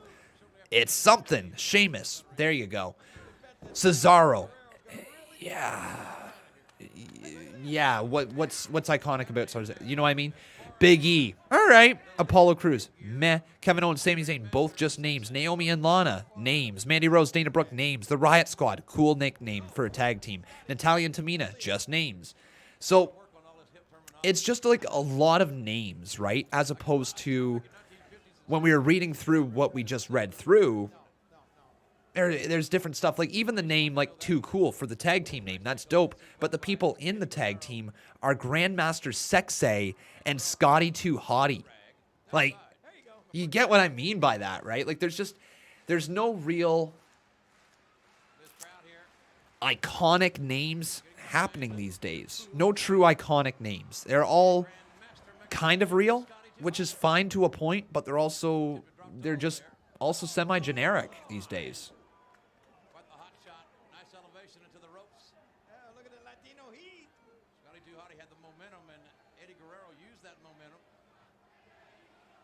And I get it. You know, you go throughout the history of the business and you don't need a gimmick name to make your show or make your character must see. You definitely don't. Some of the biggest people in the history of this business have just names. And they become iconic because of their work. But there's just something about wrestling these days. I don't know. Of course he is. Look. Come on, China. You know, that's pretty cool. Oh, there's Latino heat for you. Eddie Guerrero doing a little bumping and grinding in the direction of China. He can dance too. They're not superstars now like they were back then. I think that's a very accurate way to put it. They're not superstars. They're stars. And when you call everybody in your company superstars, they're not all superstars, right? It's impossible. You can't all be superstars if everybody is considered a superstar. Like, I don't think I worded that correctly. You can't have superstars if everybody is a superstar. Like, you can't all be superstars. You got to have some superstars, some stars, some people who are just there. But when you try to present everybody as a superstar, it doesn't get anybody over.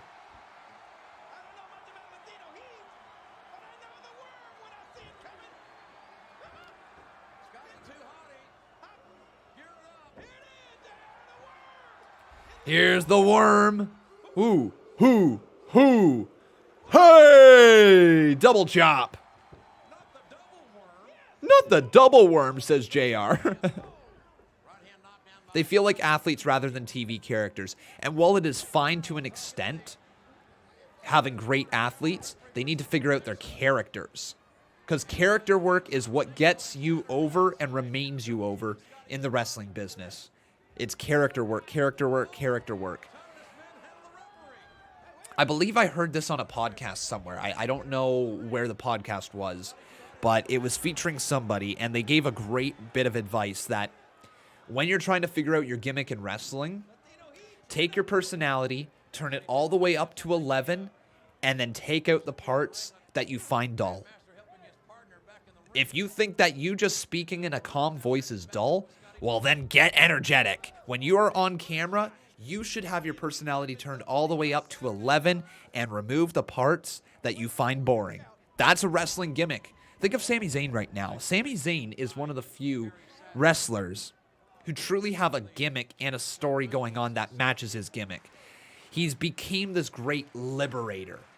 It's his actual personality. He is an over-the-top, kind of know-it-all, but he knows it all because he does his research, sort of deal. He cares about the environment. He cares about political whatever you want to call it, right? It's his take on that character of being the great liberator. And then he's dialed up his persona to 11, has created this new documentary that is coming out around him, and it's all about him having the WWE against him, a conspiracy. Well, that right there, guys, that's a character. That is him diving full into it. And that type of character is going to get you more over long term than just putting on the best wrestling matches ever. Because let me tell you something, Sami Zayn has put on some of the best wrestling matches inside of WWE, bar none. He is absolutely phenomenal. And if you watch his work from NXT to the main roster till now, sort of deal, he has put on amazing matches after amazing matches after amazing matches. And he never got over until he started doing this great liberator gimmick. Dates back to the whole when he liberated Cesaro and Shinsuke Nakamura. Dates all the way back to there when he was the Intercontinental Champion.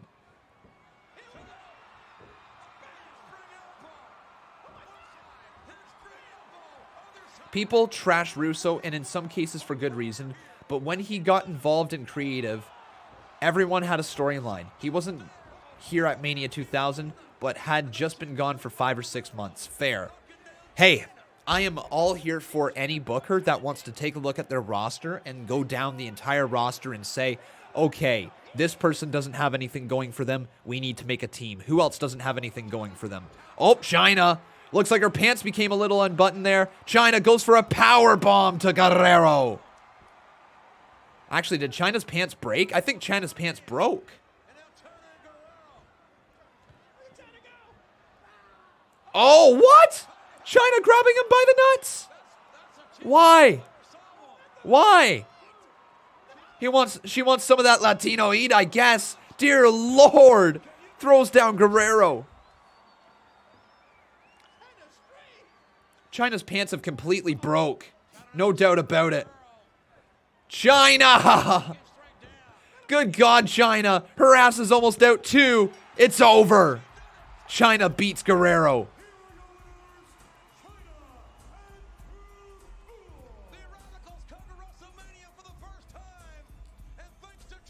Man, that could have been really bad.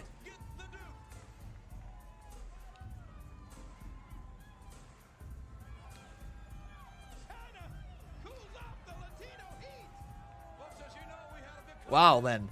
Scotty Too Hottie just grabbed the backside of the pants of China and was like trying to hold it up as she was walking. Anything to put his hands on China these days, I guess. Or not these days, those days. Yeah, I saw that, Cameron Andrews.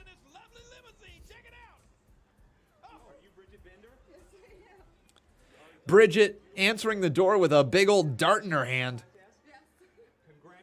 She's going to Mania. Big old dart in her hand right by the child. What is this? Come on, lady. Come on, lady. Put that dart out. She's hugging her child right here, and she's got a dart right in her hand. The child's right here just like, hi. Oh, I'm going to Mania? Oh, my. Put your dart out around your kid. I don't care if you smoke, but put your dart out around your kid.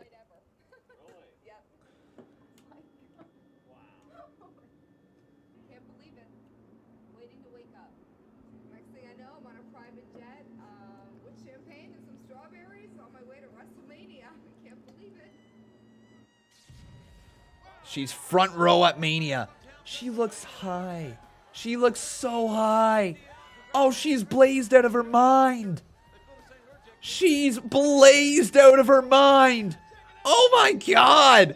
She is so high.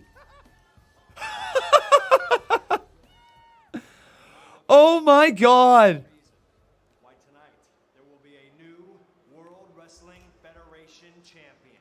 Check it out. 7'2", 500 pounds of the Big Show. I love how the Big Show had been previously like billed at like 7'2". Watching these old pay-per-views shows us how different the times were in wrestling and in life. Really, truly does, man. Truly, truly does. That being aside, tonight, Big Show, you will become the World Wrestling Federation. Well, it's the Big Show. Well, it's a big bad show tonight. He'll be retired for good. As far as Triple H goes, game over. You gotta know. Yeah, you gotta know. Bob Backlund was the one that had put the bug in the ear of the WWE officials to become the It looked like Heat used to actually be a must-see show, didn't it? WWE Heat actually used to be a must-see show because they actually had storyline development on it. on the line here tonight, and Angle used Backlund's own cross-face chicken wing to punish his, I guess, would-be mentor. Tommy, I don't mean to bother you, but as you know, I'm the Eurocontinental champion here. Eurocontinental champion. European and continental meaning intercontinental. And this is my very first WrestleMania. I'm really excited. And after I recame my Very accurate, Chuck. Very, very accurate. Well, I do agree that the athleticism of today's wrestlers are better than ever. I do believe that they lack as much of ability to tell a story because they have to do more to tell their story. And as a result, it comes across as not as an effective of storytelling, because back in the day, you were able to tell a story just by doing rest holds. Now, you have to do more to entertain the audience, and if you don't do more, then the match is considered bad, but then you also have to try to figure out how to tell the story while doing more as a result. And I understand that it's a difficult thing to figure out. These are professionals, though. I do think that the biggest wrestling promotion in the world should figure out how to do it, but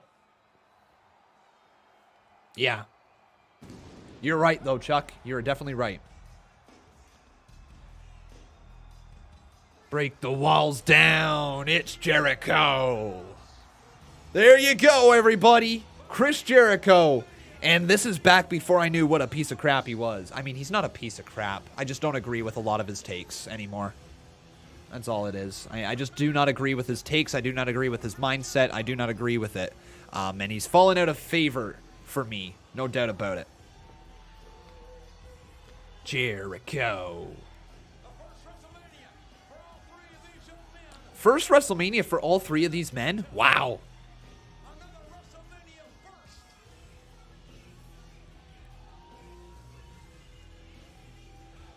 Dave, can you imagine what Macho Man Randy Savage would have been like in today's day and age with wrestling? He would have been a mega star. Would have been such a big deal. Like, he was already a big deal back then, but I think he would have been an even bigger deal nowadays. He was almost just a little too early for his era. I know he was integral to his era, but he was almost a little too early to his era. And Y2J has been waiting his whole life for this moment. And I know that all you Jerichoholics have been waiting your whole lives for this moment. Kakapopo says, just because you have different opinions than someone else, you don't have to call them a piece of crap. Did you not hear me literally backtrack on that as soon as I said it? I said, oh, he's a bit of a piece of crap. Actually, no, a piece of crap isn't the way to put it. I just don't agree with his opinions, or I don't agree with his takes, that's all. I literally said those words. You gotta listen, Kakapopo. You have to listen to the words that come out of my mouth, not just pick and choose whatever words you would like to dive in on. All right?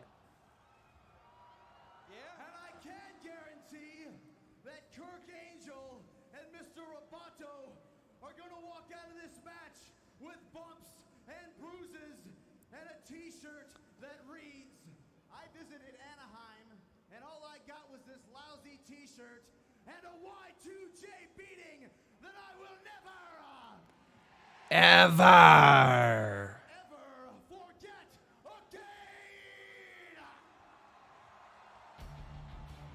Interesting. Right, Kakapopo. Fair enough. He says, so Chuck Francesco says, I respect Dave Meltzer's opinion, even if I disagree with a lot of his ratings. I just hate how people look up to him as the official pay-per-view ratings guy, even if he has been doing it a long time. And here's the thing. I think at one point Dave Meltzer had his thumb on the pulse of the wrestling business. I absolutely do. For me, it lost all credibility when he broke his own rating scale.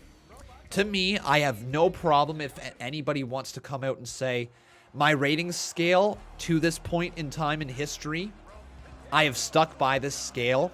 It is no longer enough to be able to give the accurate ratings that I'm looking to give. Wrestling has evolved past this point, and the matches are becoming better in-ring competition or whatever. Whatever he wants to say, whatever excuse he wants to use.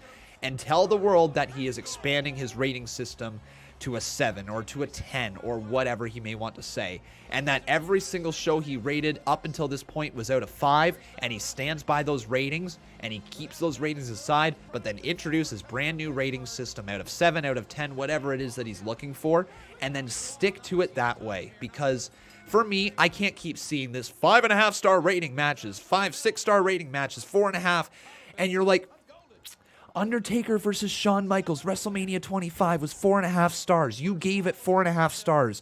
The greatest, probably, maybe, it's obviously a controversial take, but in my opinion, the greatest wrestling match ever, got 4.5 stars. And you gave Okada versus Omega 7. To me, that was the thing that I was just like, are you kidding? Are you kidding? Like, Okada versus Omega was incredible. Deserved full 5 stars, no doubt about it. It was an incredible match. But when you break your own scale that much and say that it was worth that many more stars than Undertaker versus Shawn Michaels, to me, he lost all credibility. Lost every bit of credibility. Or 4.75, not 4.5, 4.75 stars. It was almost a 5 star. But Kevin Langoff says, I cannot get behind someone rating Taker and HBK 4.75, best match ever. And even if that was the case back then, if while he was watching it, he thought this is a 4.75 match, this is not a perfect match, that is fine. But like, to break his scale that much over 1 or 2 New Japan Pro Wrestling matches, like Okada and Omega, the series of matches that they had were fantastic. But like, how does that literally break your scale that much? It did not deserve to be rated that high. It deserved to be a full 5-star match, no doubt about it. I think all of their encounters were 5-star matches. Maybe one was a 4.5, 4.75 range. The 1 hour draw, no doubt about it, 5-star match. Absolutely. Now Chris Benoit drags Angle off the top of him. Yeah, like, I legitimately, I don't have a problem if he does want to change his ratings to be able to allow for more wiggle room with matches. I get it. 5 stars is a very difficult thing to rate wrestling out of. You don't have a lot of wiggle room. But, like, you can't just devalue the rest of the matches that you've had. Make a new scale. Admit that you're making a new scale. Say that your star ratings are now out of 10 or now out of 7, whatever it is that you're looking to rate. And a perfect match is 7 stars or 10 stars. And a near perfect match is now a 6-star match or a 6.5-star match. If you had like a really, really good wrestling match that lives up, you know, back in the Attitude Era, and you think that it would, if you plugged it from this era into there, that everybody would love it back then, maybe you're looking at a 5.5-star rating. Like, you know, like, oh.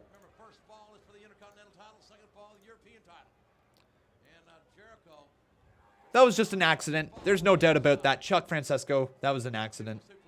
So he asked, also, would he give the match 7 stars if it was WWE? No, not a chance. Not a chance. I mean, he's proven that already. There's no chance in hell to give WWE a 5-star match. You have to see like the most incredible stuff. It is like the best stuff you could possibly ever see. It's all good, Dave. Don't worry about it, buddy. It has to be literally like the best thing you have ever seen to get in the conversation of 5 stars. And Dave Meltzer, like, to put into perspective, Dave Meltzer put Okada and Omega at 7 stars. Like, that to me, I just can't get over it. I can't get over it.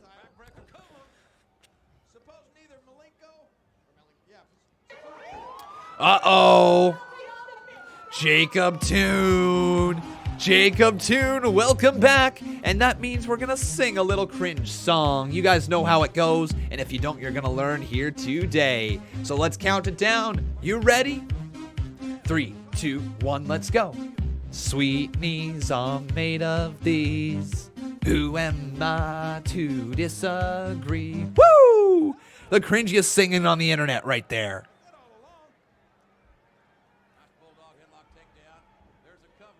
Should NXT count? That's the thing. This is how I know Dave Meltzer is very biased towards WWE. Is because, hey Amitty, how you doing, buddy? Because NXT has just enough of that indie vibe that Dave Meltzer loves, has just enough of that non-mainstream that he loves. And so that when a takeover event comes around, he's more than willing to float the idea of a 5-star match, more so than he is if there is like a match on a random episode of Raw or an episode of a pay-per-view with WWE. He's more willing to look at NXT and give it a higher rating. NXT is phenomenal, do not get me wrong, but like to me that shows the bias. To me that shows you're not truly being serious here. Are you telling me that some of the best, most refined wrestlers with some of the better characters in the world cannot put on a 5-star match for you, but some jabroni straight out of the indies can? You know what I mean? Like, that to me, it's one thing to be giving like the best wrestlers in the world against the best wrestlers in the world a 5-star match if they absolutely kill it. But just give any random jabroni a 5-star match just because you like the match a lot.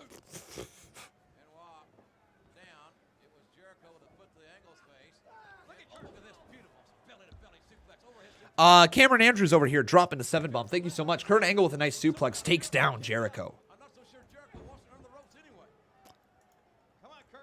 But Cameron, let's see what it is you've got to say.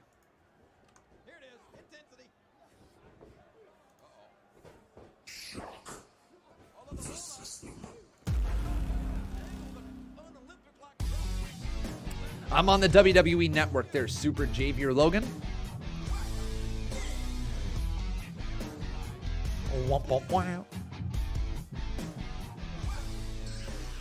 Boom. I don't know how to feel watching Benoit knowing what we know now. I know, right, Cameron Andrews? It does sting. It's, for me, I've gotten past the ability to, or not gotten past the ability, I should say. I've gotten to the ability to not necessarily block out what he did, but to separate the individual from the artist.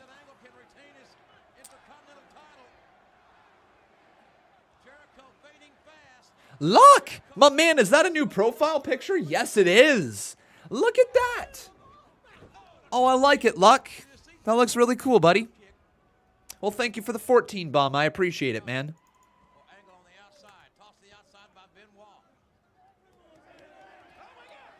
Kakapopo says, honestly, I don't care how good a match is. To me, a 5-star match needs a good story, excitement, a good crowd, and then in-ring work.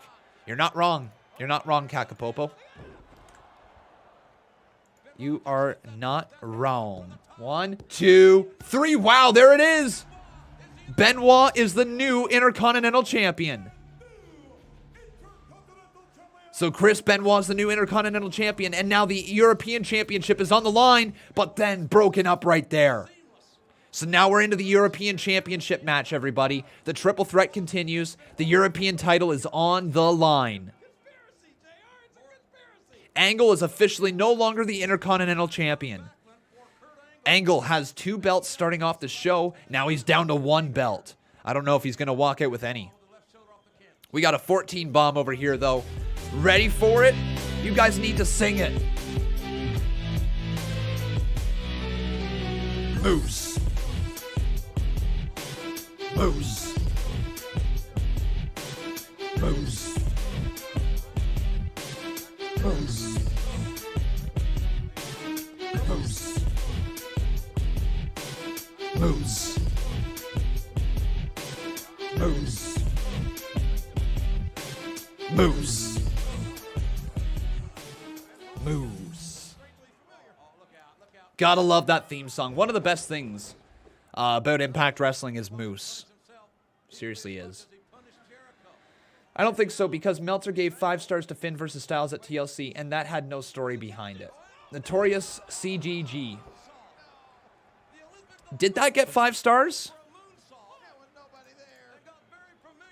Dave Meltzer. Star ratings, WWE. Let's see here. Rating archives.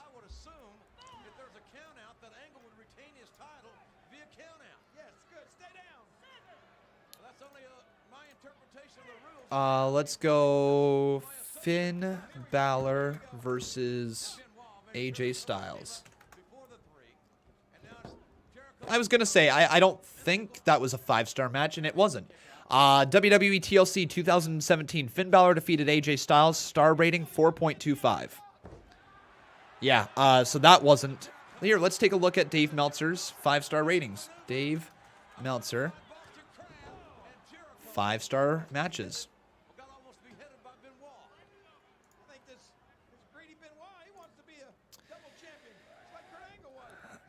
So here is all the matches that Meltzer has given 5 stars. The last time WWE got a 5-star match would have been Walter versus Ilya Dragunov, which was in, obviously, NXT UK. Walter versus Tyler Bate, NXT UK. Johnny Gargano versus Adam Cole, NXT TakeOver.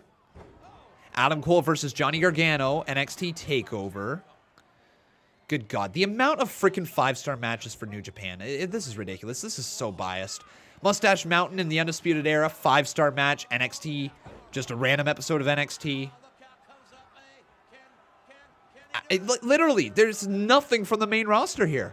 Nothing from the main roster. We had Adam Cole versus EC3 versus Killian Dane versus Lars Sullivan versus Ricochet versus Velveteen Dream. The ladder match. And then we had Johnny Gargano versus Tommaso Ciampa. 5-star match. Then we had Andrade Cien Almas versus Johnny Gargano. TakeOver Philadelphia. 5-star match. Are you kidding? Are you kidding? What? Ladies and gentlemen. Daddy Dave Meltzer has not given a 5-star rating to a WWE match, a main roster WWE match, since CM Punk versus John Cena Money in the Bank 2011. His shoulder's not down. I told you it's a conspiracy here, JR. Did you see that? Yeah, what? The official involved. You are telling me that throughout that entire time since 2011, you have given 5-star matches to Ring of Honor, New Japan, Pro Wrestling Guerrilla, La Triple W. Like, you've given literally 5-star matches everywhere, but will not touch WWE's main roster. I'm just finding this out now. I didn't realize that it was 2011, that it was that long ago.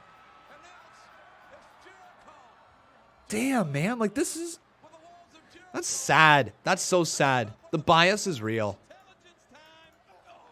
Like, I knew it was there before, but I didn't know it was that real.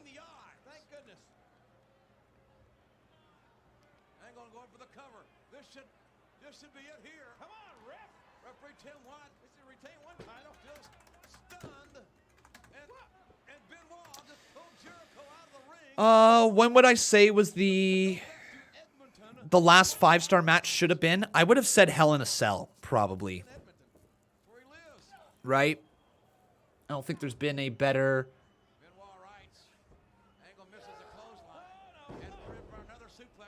Either the triple threat ladder match between Sami Zayn, Jeff Hardy, and AJ Styles, or Bayley versus Sasha Banks inside Hell in a Cell, or Jey Uso versus Roman Reigns inside Hell in a Cell. I think those are the three that have really come to mind.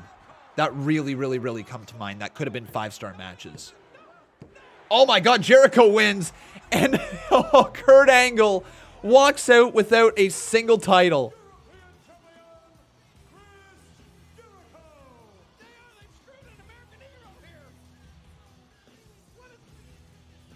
Sure, we can say Royal Rumble if we want, but, like, talking more so about actual individual matches.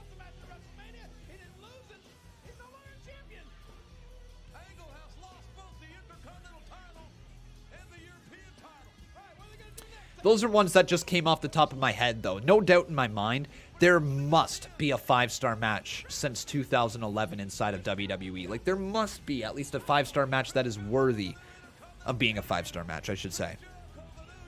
Let me word that one more time. There should be, over the course of history since 2011, at least one 5-star match in WWE, but there isn't.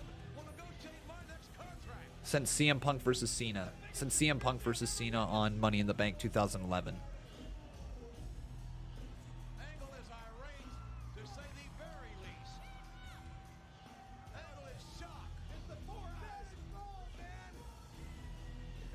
You'd argue Edge versus Orton at Backlash could have been 5 stars.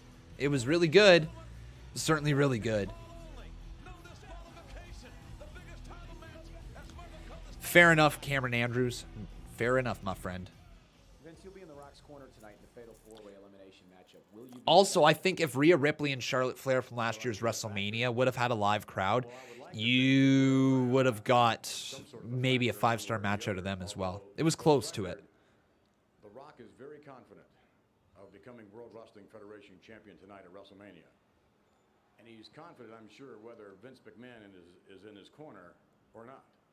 Well, what about the other 3 McMahon family members? Well, to be fair, WWE main roster and workers, but the writing is just subpar and it becomes motivation to me not tune in. I did say that at WrestleMania, I not only promised, I guaranteed to make it right. I tell you what, I don't care what he says. Make it right. It's not about what's right and what's wrong. It's about who is the best. And tonight I'm going to prove it to the world, just like I always have before. Tonight I'm going to show the world that I am the game. I am curious as well, while we stay on the topic of Daddy Dave. So, wrestlers with 5 or higher star... Sorry, my bad. Wrestlers with the most 5 or higher star matches.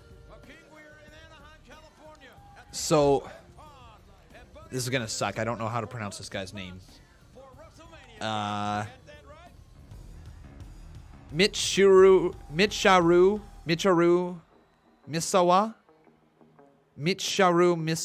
I don't know how to pronounce this name, guys. Anyways, he owns the most amount of 5-star ratings from Meltzer. Then Kenta Kobashi at 23. Toshiki Kawada. I don't know these names, man. Kawada at 21 times, with Okada at 21 times. Kenny Omega is a 17-time 5-star match holder. Will Ospreay's a 15-time. Wow. Akira Tayu. Hiroshi Tanahashi at 14. Okay.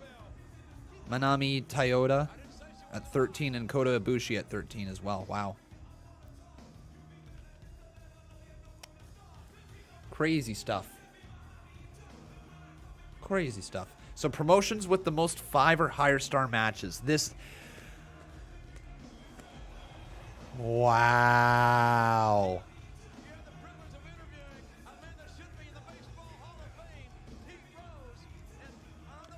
Just look at this, everybody. New Japan Pro Wrestling with 70 matches that have 5-star or more matches. In second, All Japan Pro Wrestling has 35. In third, All Japan Women's Pro Wrestling has 19. In fourth, WWF/E has 13.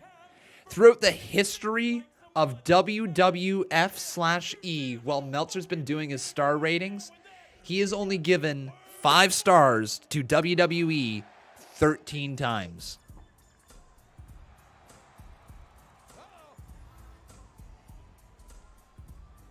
Only 13.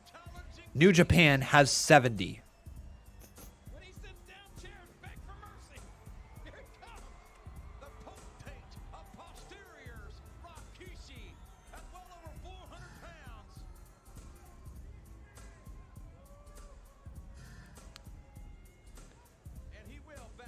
So I see here that it says WWE's highest rating is 5.5. When did WWE get a 5.5 rating? Adam Cole versus Johnny Gargano, 5.5. Just make a new scale. Just seriously, make a new scale there, Dave Meltzer. It's not working.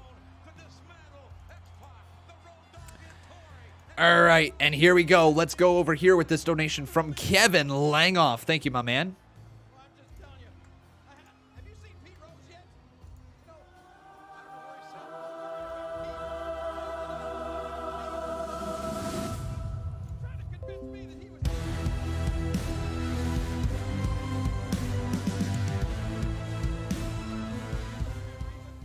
Meltzer rated Britt vs. Thunder 4. 7 and Sasha vs. Bayley at Brooklyn 4. 5. Just laughable, and I liked the Britt match, but Brooklyn was epic. Here's the thing. I think that Britt Baker versus Thunder Rosa match was the most gruesome women's match I have ever seen, ever. That might not be true, but it's the most gruesome women's match I have ever seen. And for that reason, it felt like Britt Baker and Thunder Rosa deserved a high rating. It probably should have been 5 stars. I don't know how you could have made that match better. Like, that to me, you take that match and you ask the legit question, could this match have been any better? Could it have been any better? And the answer to me was no. I don't think they could have done anything to make that match any better. It was just absolutely incredible. But Bayley and Sasha Banks also, one of the greatest women's matches of all time. That one should have been in the 5-star range as well. It's laughable. You're right, Kevin Langoff. It's laughable. Uh-oh, Rikishi. Oh, no. Rikishi. Oh, X-Pac drags her out of the ring. Ooh, just in the nick of time. Matthew Granlund, thank you so much, buddy, for the 10 bomb. You've been incredibly kind during this live stream. Thank you, man. Behold the king. The king of kings. Makes no sense. Unbroken, that part makes no sense to me because here's the thing. On your knees, dog. So, to put it into perspective, okay, Dave Meltzer has given Hiroshi Tanahashi Akira Taiyu, or Tiu, or however you pronounce his name, Will Ospreay, Kenny Omega, Okada, Kawada, Kobashi, and Misawa has given every single one of those performers more individual 5-star ratings than WWE has in the history of their business. Kenny Omega, a man who has only been around since, what, 2000 and... When was his debut? 2000? Yeah, for like 21 years. Kenny Omega, who's been in the wrestling business for 21 years at this point, has more 5-star matches than the entire history of WWE.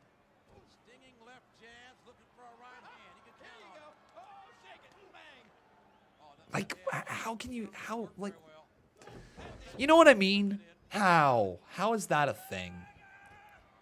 How is that a thing?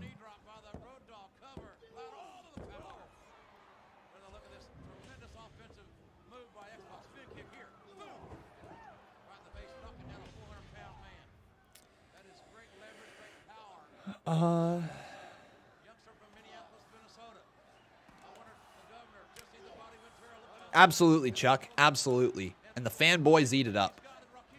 Unfortunately. Man, X-Pac. Oh, what a cutter from Rikishi.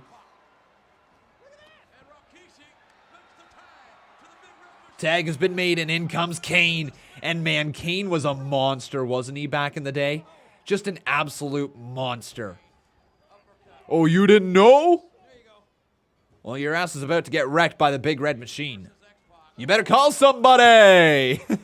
Back body drop there. Down goes X-Pac. Clothesline over the top rope. Down goes Road Dogg.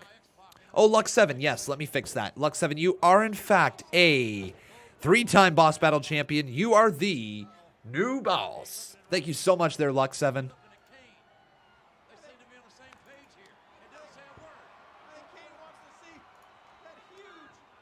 Things all right, you know. Things all right, yeah.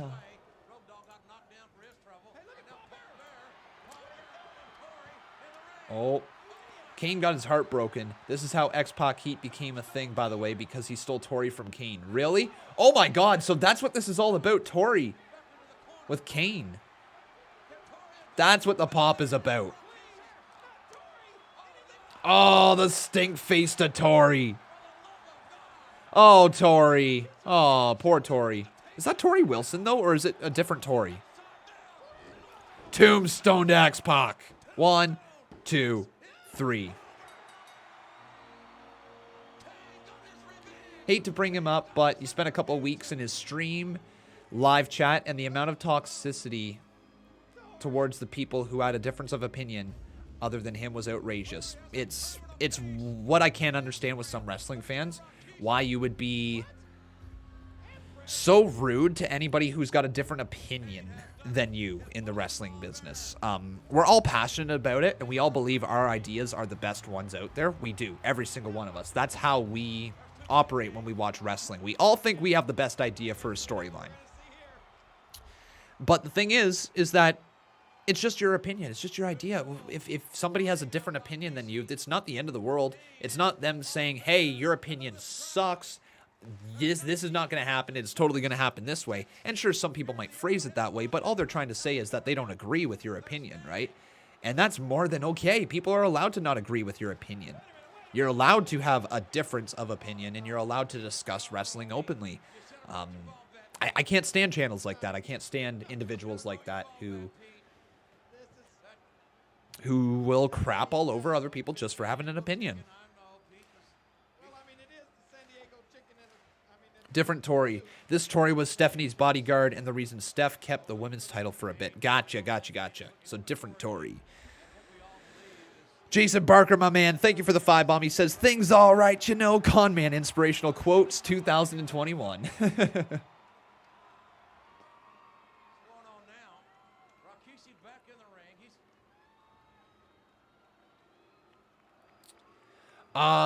Con, thoughts of Logan Paul being on WWE? Because you don't like Logan Paul personally, but you're just not a fan whatsoever. Thoughts?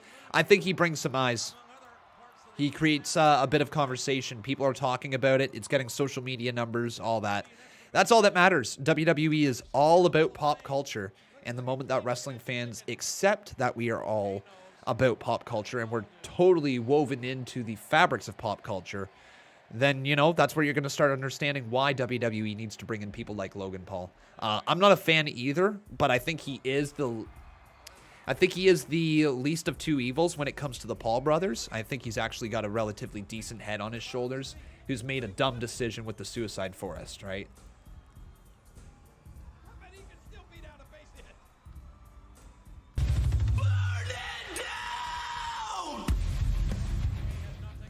Things all right, you know. Con Man Inspirational Quotes 2021. I think, like, if you give... Here's the thing. I do not listen to his podcast, but I have listened to parts of the podcast. And one thing for me was when he was standing up against toxic masculinity. When he stood up for that, I was kind of like, okay, the man at least has a semi-brain on his shoulders. I can't say the same about Jake Paul. I think that guy's a grade A twat McGee. But Logan Paul, you know, it seems more like he just made one stupid not one. He made a few stupid mistakes and kind of deserved the backlash that came with it. But I don't think there deserves to be any more conversation surrounding it. I think he apologized, right? I think he apologized for it. It was incredibly insensitive. There's no doubt in my mind about that. Incredibly insensitive. But I don't think it was the end of the world. Oh, Pete Rose? What? Oh, no. Pete Rose again. Ladies and gentlemen, Pete Rose going for another choke slam. Paul Bearer just did the DX chop. Well then.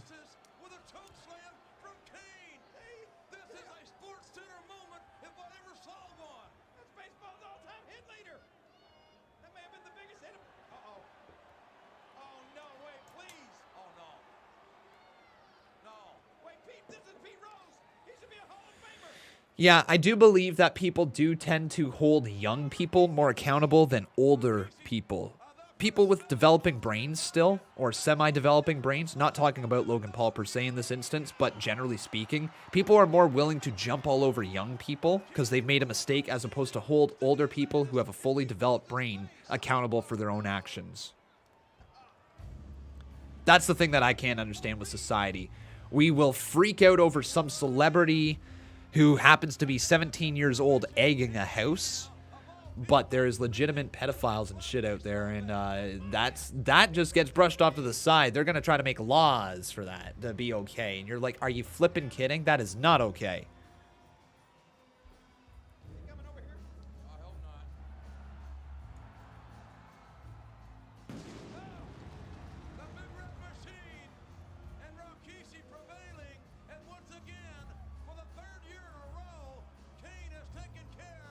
But yeah.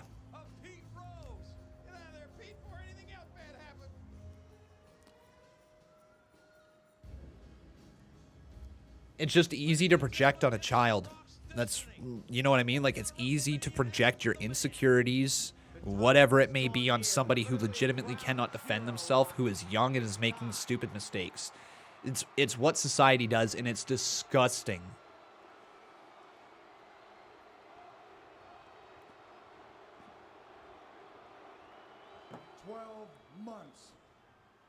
Man, The Rock really just had everybody in the palm of his hand, didn't he? After every run-in, after every backstabbing, after every win, after every loss, after everything they've thrown at The Rock, and after everything The Rock has thrown back, after every chokeslam, after every mandible claw, after every pedigree, The Rock says this.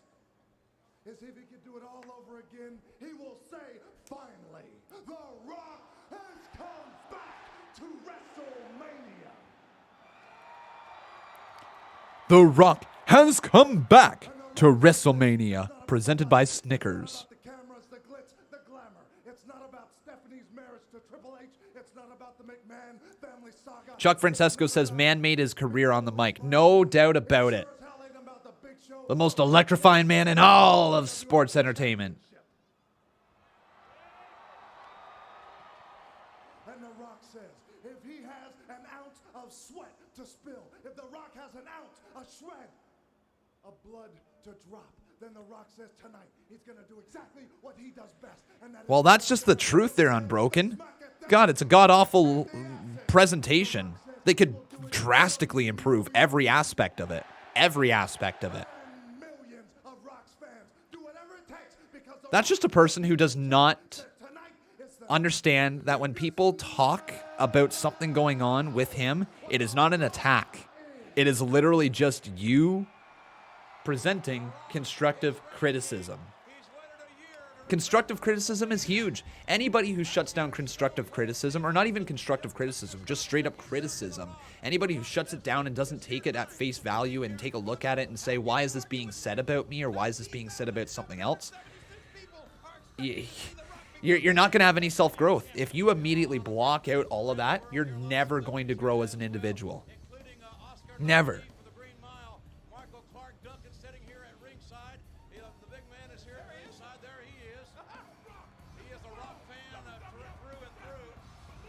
Rebecca Helfrich says the feud between The Rock and Stone Cold is what got you interested in wrestling.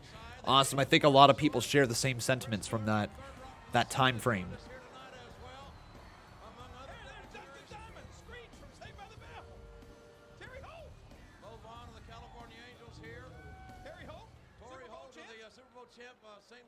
Ladies and gentlemen, the following contest is the Fatal 4-Way Elimination All right, everybody, main event time.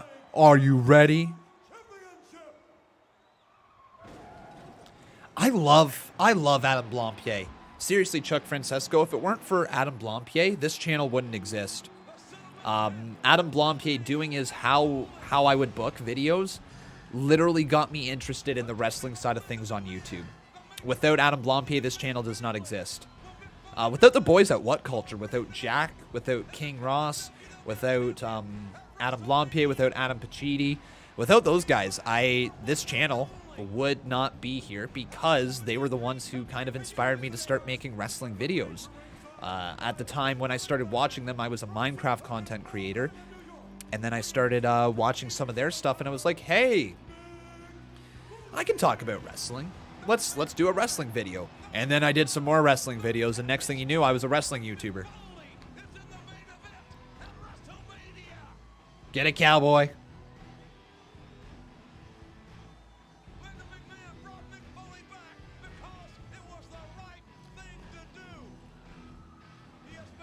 What is WrestleMania 2000 streaming on? If you have the Peacock network, you will be able to find it on there. If you're located outside of the United States, you should be able to find it on the WWE network.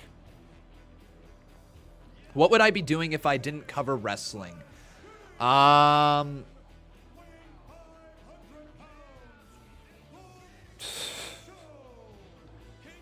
Ridiculous, Kevin. Ridiculous.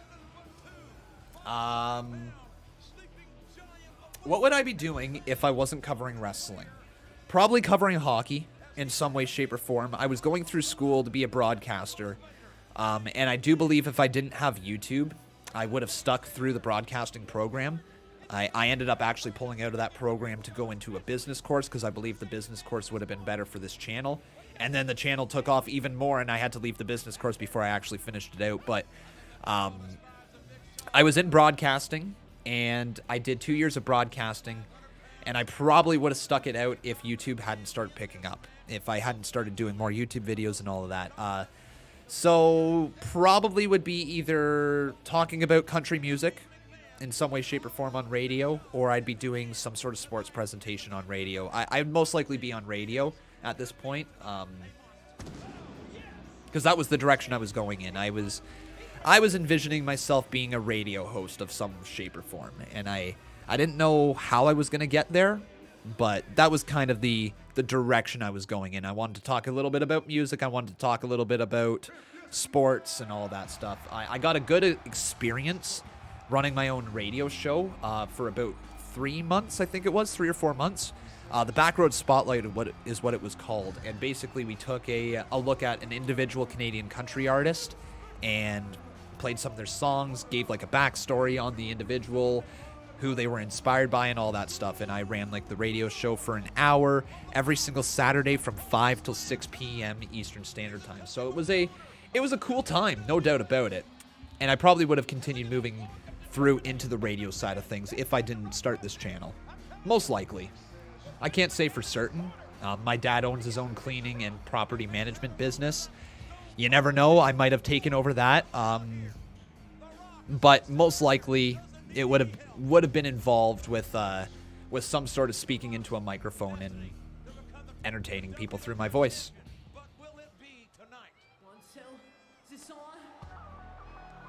And here comes Triple H.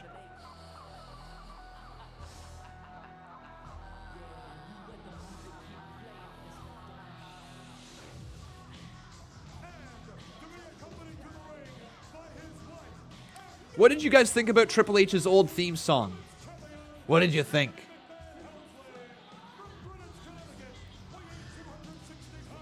Before he was the game, though, it's Triple H.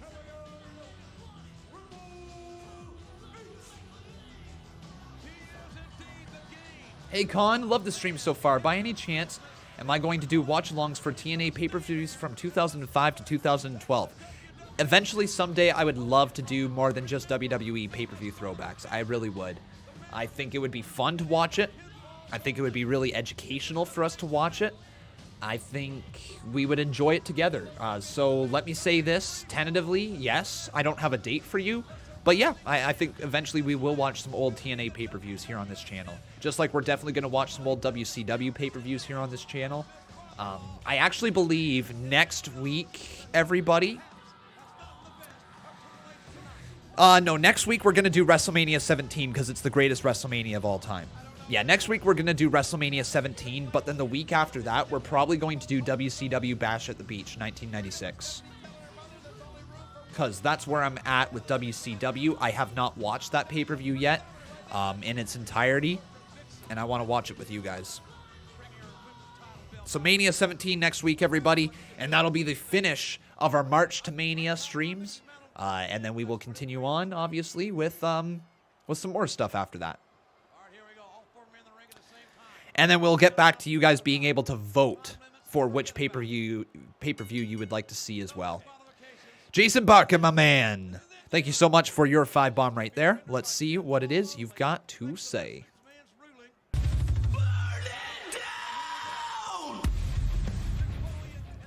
The first TNA throwback pay-per-view, I would love you to do Sacrifice in 2008. Sacrifice in 2008. Yeah, that's definitely one that I would like to do. For sure. Yeah, guys, I think that sounds a lot of fun. And if you guys are interested in it, then I'm here for that as well.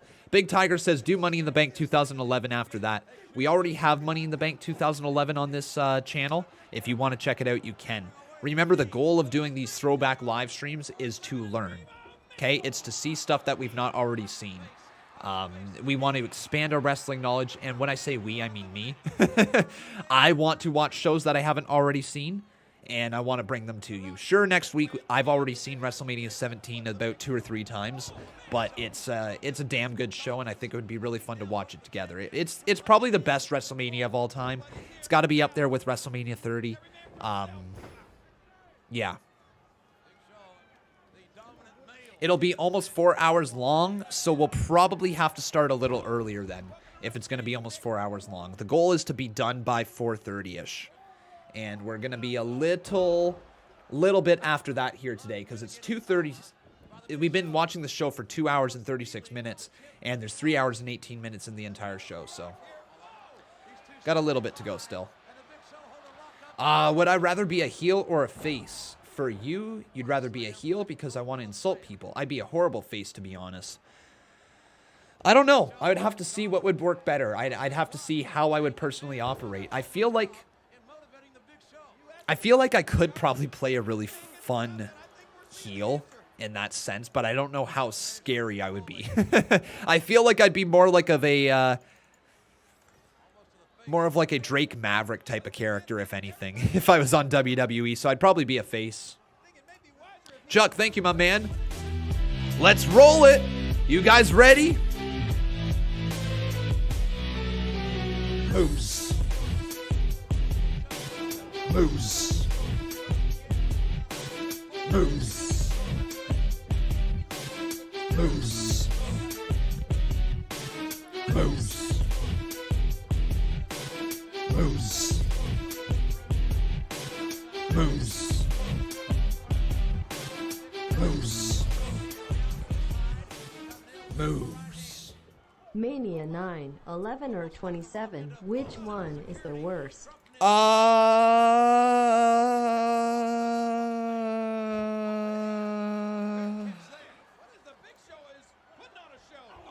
I watched 27 live. I watched 27 live. Oh, God, I forgot about this, actually. I had one friend in elementary school that also liked wrestling, that was willing to talk about it. Her name was Stephanie, and I completely forgot about this till I just brought this up. I watched WrestleMania 27 live. I remember I texted Stephanie after the... Conman might have been trying to wheel, but just forget about that. But anyways, Conman texted after the match, and of John Cena versus The Miz in the main event, and I think I said to her, I was like, that wasn't that great of a show. What did you think? I think I said something along those lines, and she agreed with that, that it wasn't that great. So I watched 27 live, and my initial take right then, when I watched it for the first time, before I was even a WWE reviewer, was that it wasn't that great of a show. I've watched back 9 and 11 at this point. They're both not great either. But because I watched 27 live, and because that's what my feelings were when I watched it live, and I've never watched it back to this day, I'm gonna say 27. Did I say 25? I meant 27. I know I just said 25 there. 27. So I'm gonna say 27 is the worst. Remember, it's no disqualification here. Mick Foley has got it. He's got the tear, and he just drove it deep into the abdomen of the game. The Rock now continuing to hammer away. Hold up, might have been trying to what? Wheel. Wheel, you know, wheel. The wheels are turning, you know, wheeling. Uh-oh, Rock bottom to Big Show. 2, Big Show's eliminated. Big Show is out of there. Damn. Oh, Shane knows all right. Shane, Big Show's gone. Big Show after being triple teamed and then caught with a tear by Mick Foley. Caught the rock bottom. So the Big Show has been eliminated. Wheel, like a spinning, like a turning wheel. The wheels are turning. You know what I mean? Like, wheeling. Big Show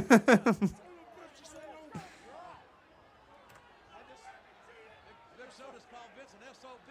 I just saw Stephanie wave goodbye to her brother Shane with a smile on her face. Well, that's a good way to start.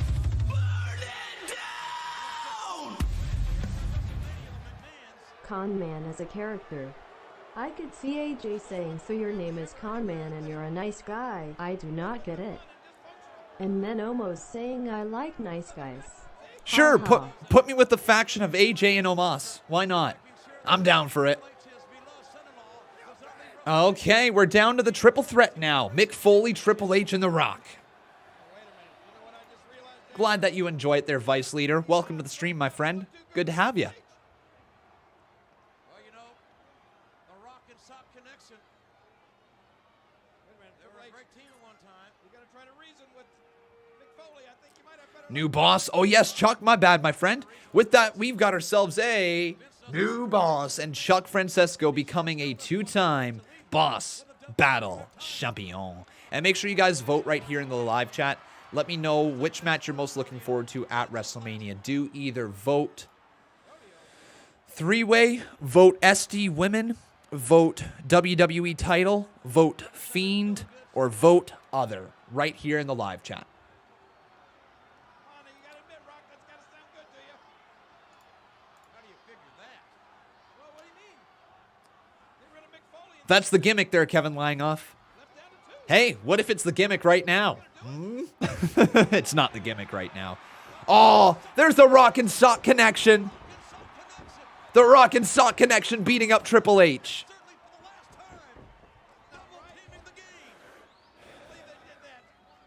What do I find more entertaining, a heel or a face? A heel.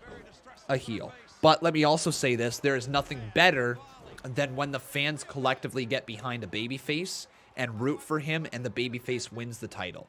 There is nothing better in wrestling than that. When you have a babyface that you constantly want to see win, get screwed out of things, get screwed out, get screwed out, get screwed out, and then finally win the big one. Daniel Bryan, Eddie Guerrero, Chris Benoit, Kofi Kingston. Those type of stories they're just so good.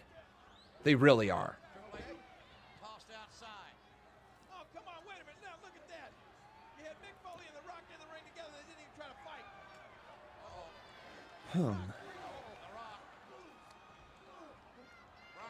Honestly, I really want to see that WWE school we talked about a couple weeks ago. It'd be fun, wouldn't it, King of Fate? Maybe one day. You never know what happens. Maybe one day a school will happen. Elimination match for the World Wrestling Federation Championship. Even though I picked The Rock because I just feel with Vince in his corner. That's why I loved NXT Brooklyn with Bayley finally winning the title. Such a great story. Really was. Mickey asking, is there a poll because I can't see it, or do you have to type it in the chat? You have to type it in the chat, my friend. But the poll is asking you the question, which match are you most looking forward to at WrestleMania? You got these 4 options, or you got the other option. Is Rock going to turn on Mick Foley at this point? Is he going to swing for Triple H, or does Triple H duck? Oh, he ducks, and there's Mick Foley. He got rocked, and then Triple H knocks him down with a clothesline. Right there into the steel steps.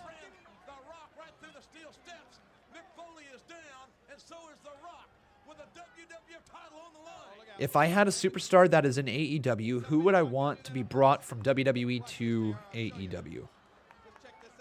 What? What superstar would I like to see crossover from WWE to AEW? I think that's what you're asking. I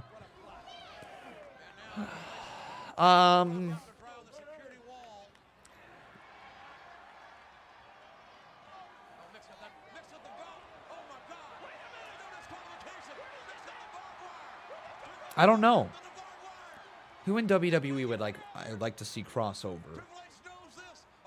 See, here's the problem. I'm not a giant person who's sitting here wishing for people to cross over from WWE to AEW. I'm not.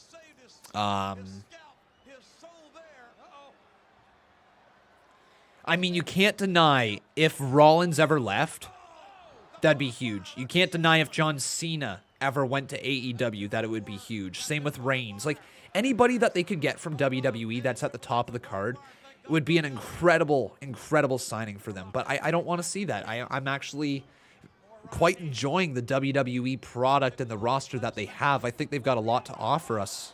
They just haven't always truly delivered on these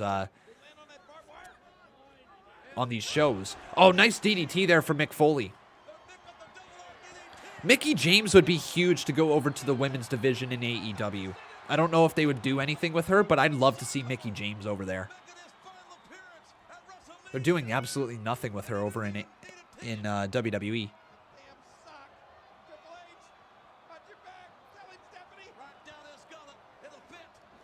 Mick Foley looking for Mr. Socko. It's in the gullet of Triple H. In the gullet of Triple H. Oh, The Rock with the title, though. The Rock knocks Triple H out with the title.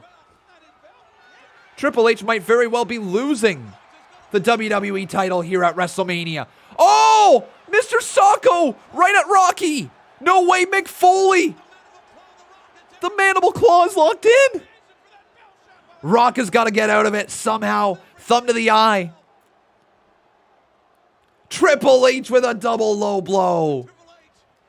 Man, they used to do a lot more low blows back in the day, didn't they?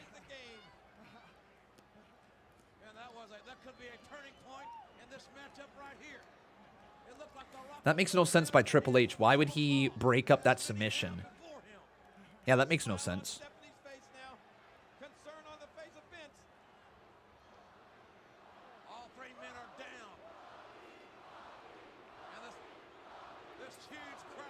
Remember, everybody, if you're enjoying the show, please make sure you leave a like on this video. I just want to say thank you so much to everybody who's shown their support throughout the stream here today. That is just absolutely so kind of you.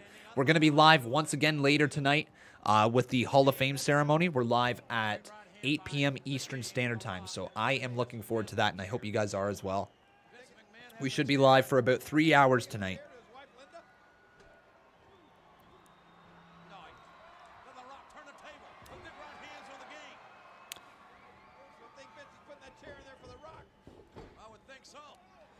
Bailey would be legendary if booked right in AEW. If they swapped her over, Bailey would be huge in AEW. But I don't want to see her leaving WWE anytime soon. Why was Batista removed from the Hall of Fame? Batista is unable to make the Hall of Fame ceremony here tonight, I guess. I think he's filming something. I might be wrong.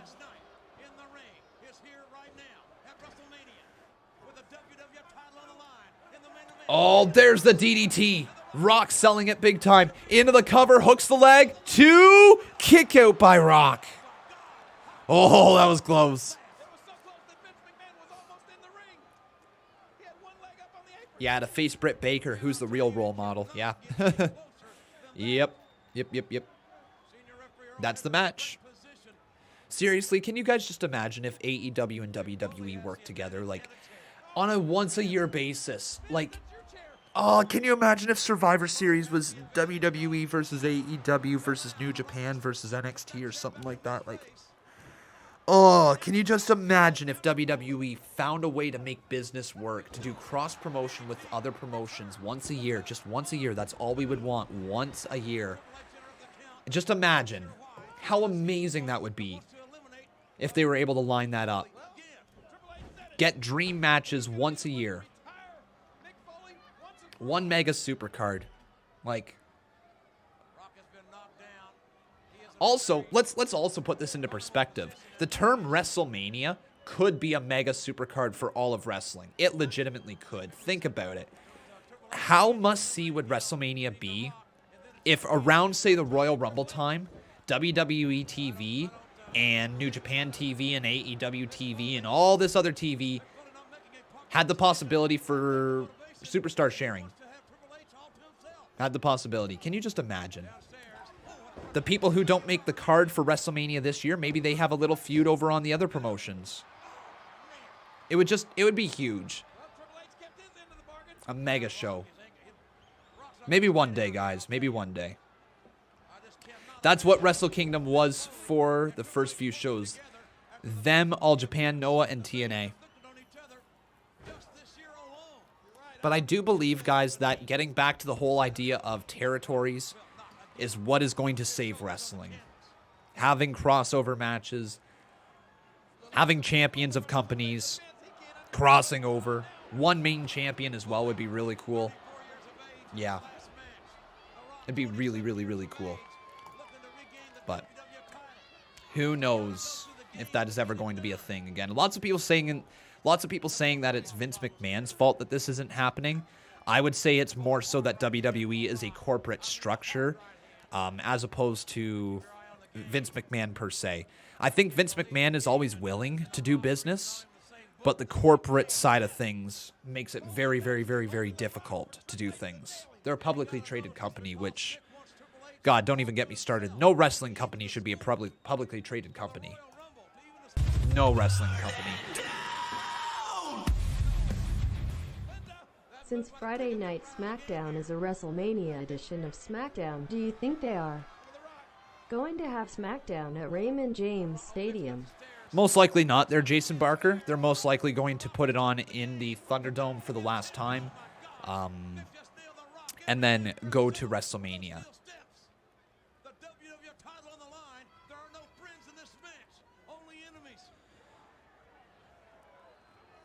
A big way to listen to your fans is to break down the barrier and allow crossovers to happen.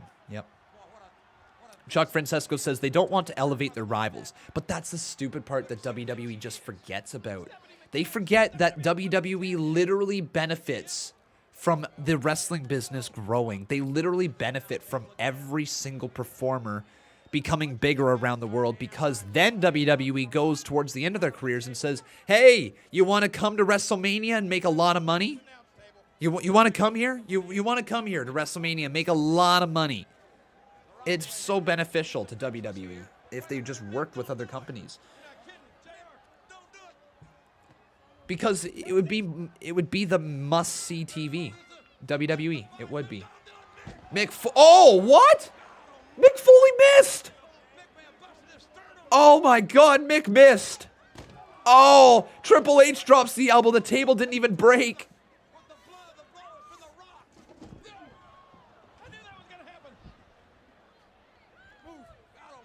Move, he says. Triple H now up on the barricade. Oh, the table. There it finally breaks.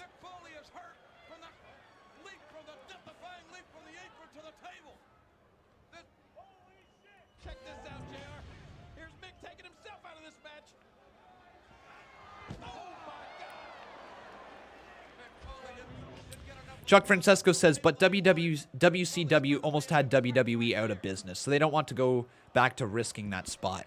And I understand that, but there's no way. There's no way WWE will ever truly be surpassed in terms of viewership unless they continue to do the exact same thing that they are doing right now for the next 20 years. WWE will survive for a long time. There's no question in my mind. If they continue to do what they're doing right now, they will die out. There is no question in my mind. But if they change it up, and if they allow the ability for new promotions to kind of rise up through the wrestling world, or new names rise up through the wrestling world to be featured on their TV, to work with people in crossovers, the wrestling business will thrive again, and WWE will be the main benefactors from it. Some other promotions may start pulling in millions of viewers. There's no doubt about it, but WWE will also pull in millions of viewers. If AEW starts pulling in 2 million per week, WWE is going to be pulling in 4 to 5. Into the cover, off the pedigree. Count of 2. Mick Foley has been pinned. Mick Foley has been pinned, and something's in my eye.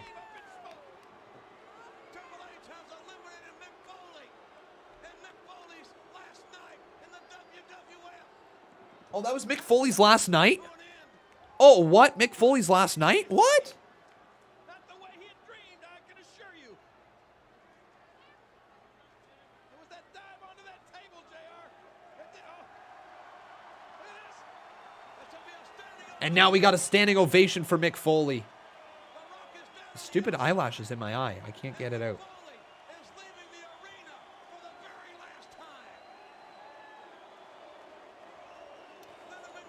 Foley, Foley, Foley.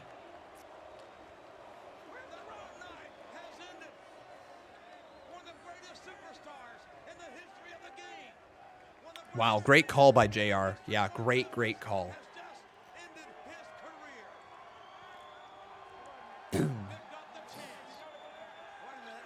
Wait a second, Mick Foley's going back to the ring. Mick, what are you doing, Mick? Mick. Mick with the barbed wire bat. Oh, right to the face of Triple H. Down goes the game. And then Rocky now coming back in the ring.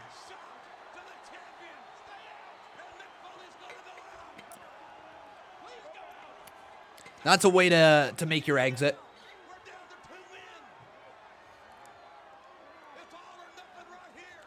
Rock going for the cover.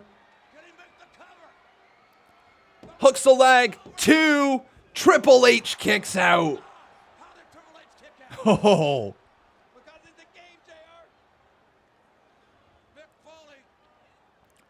I'll only be in the Hall of Fame stream for about an hour tonight. Got to get up early going to Tennessee. No worries, my friend. No worries. Hey, Nicholas, how you doing? There's our right hand there. Rock firing another one. Oh, man. Rock lays out Triple H.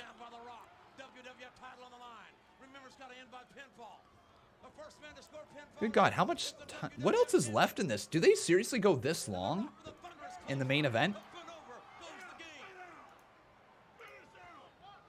Oh, they do the highlights at the end. Okay. All right.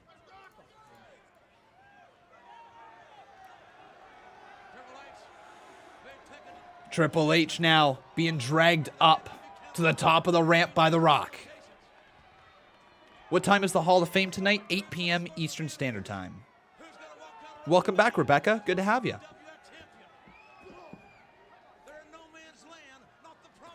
Oh, no. Oh, nice suplex counter by The Rock. This damn eyelash is still in my eye.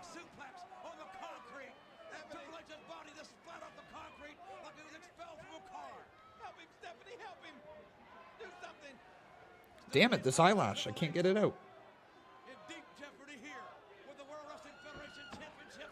Oh. Triple H then hit with a clothesline after he was sent right into the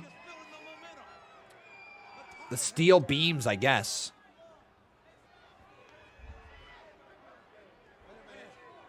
No worries there, Rebecca Helfritz. Have some good meetings tonight. See what happens when you talk bad about WWE? They send a drone bug to attack you in your eye. Yeah. If that's what it is. Some right hands there by Triple H as they brawl in the crowd. Triple H and The Rock, man. Back towards the ring we go. Oh, Rock just sends Triple H over, and he lands on ringside. Back first, that's gotta hurt. And Becca just got home as well. Perfect timing. We're closing up on this stream. But here's Rock. Well, I guess I'm getting nominated for a board position in the first one. Whoa, Rebecca, that's huge. Best of luck. Best of luck. Hopefully that goes well for you. Rocky, though, slamming down Triple H's face right into the timekeeper's area. And now Rocky with the steel steps. Looking to drive him right into the face. Oh, Triple H sends it right back on a Rock. And there he slams a steel chair over and over again into the steel steps. It's a cool spot. It's a really cool spot.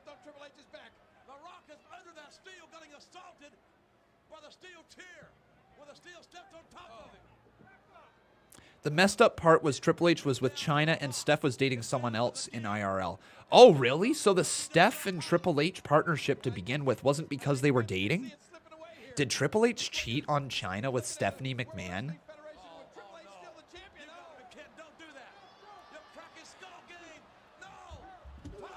Oh my God.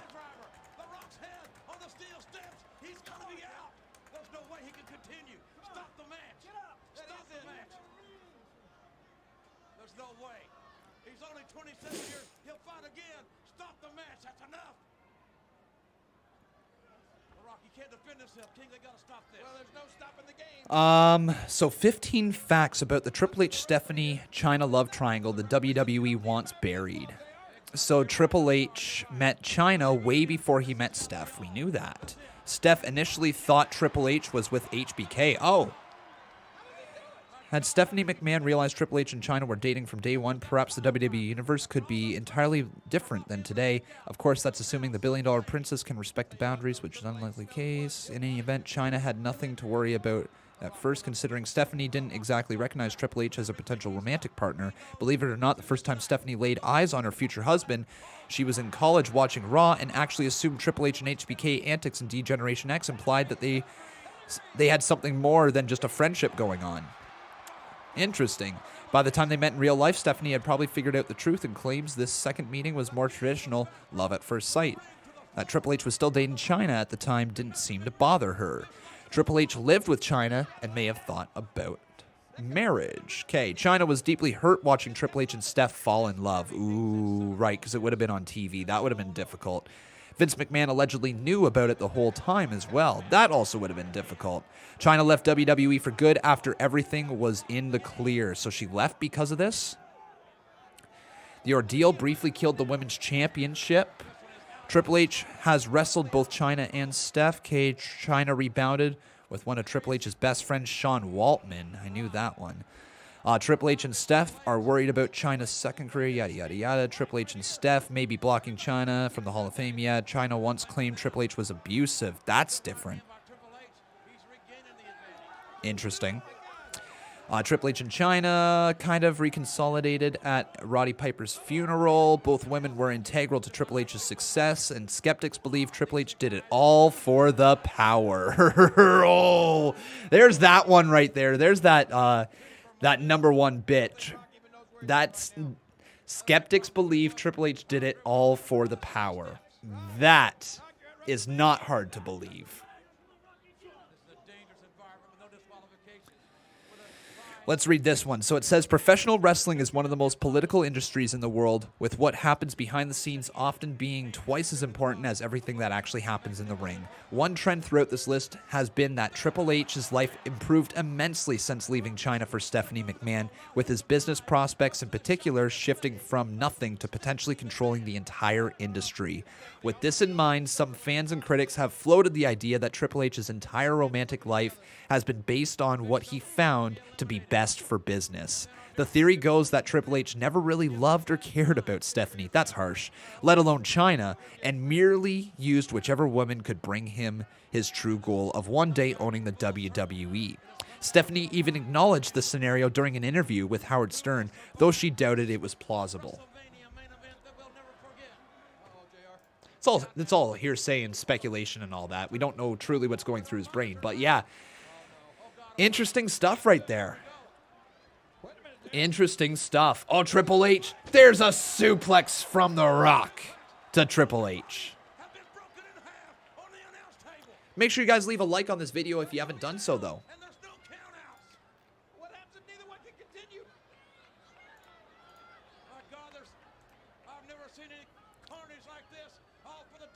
Big Tiger says, currently watching from my treadmill for no reason. Well, you might as well turn the treadmill on and get a few little steps in, you know? You might as well just get going and just be like, hey. Because this is how fast you're going on the treadmill. See? You can do it. Turn it on.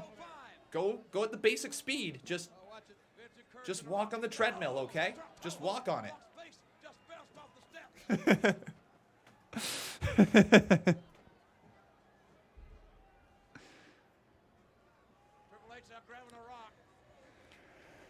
Imagine his whole life he's just had this elaborate plan to take over the WWE and the industry. Can you imagine? Oh, Triple H!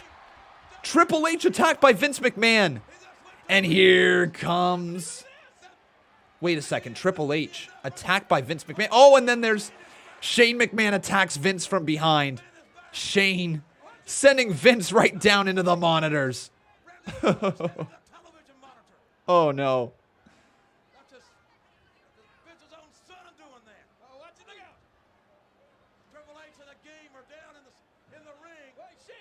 You just told my man he's fat and I'm going to give you some advice manner. Oh, I hope not. I really hope not. Not at all what I was going for. Oh, man, nice shot right there from Shane to Vince. Steph can't believe what she just saw.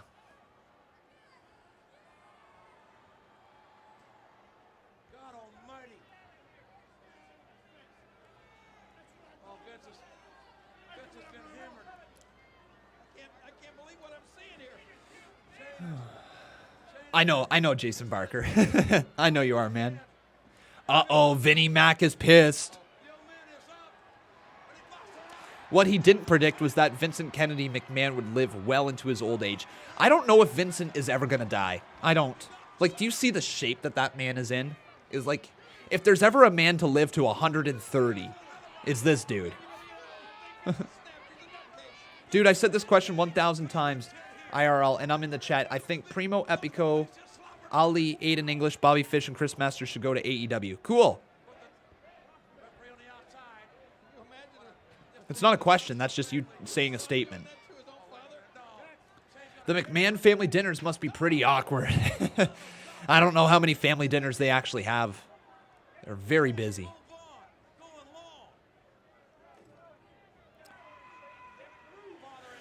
There was nothing like China when she first came to the WWE. She had men's squash matches. Crazy stuff, right? Like, trendsetter. No doubt about it.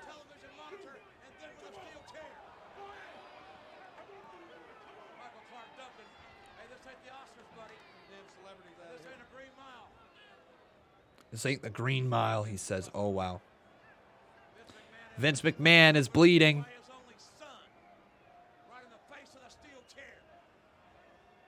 Wait a minute.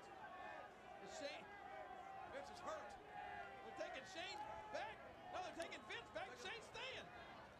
Isn't Vince's mom still alive? Is she? No way. Vince McMahon's mom. Vicky Askew. Vicky Askew. No way. Not his brother-in-law, I wouldn't think. And certainly not The Rock. The Rock's fighting back. Fight back, Rock. Well, I'd certainly say that Shane sure didn't help The Rock's chances by eliminating Vince. Vicky Askew age. How do we... Reversal by Triple H. Looking for the 100th birthday. DDT. That could be all. That should be all. And it's home. How close. 101? Less than a half a count away. 101! Oh my flipping god! 101! She's 101. She looks amazing for 101. Dear Lord. Vince McMahon's mother. Vinnie Mac is living to 130. That's his mom. She's 101 years old. Dear Lord. Big Tiger, get on that treadmill so that you can live to be like Vince McMahon's mom. Like, good God.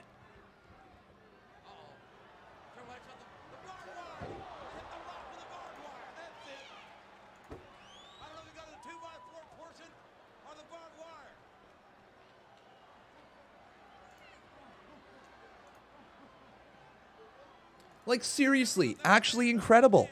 This is actually incredible. Look at this.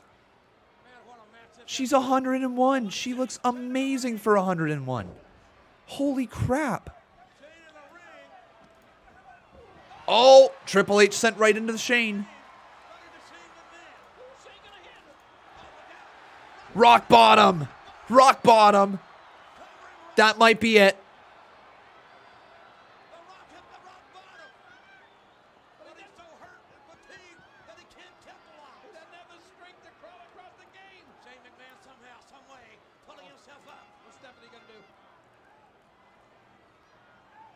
Uh-oh.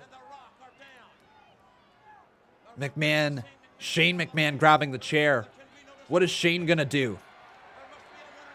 That's the one that passed away, Con? Oh, is it? Really? Why was that her name then?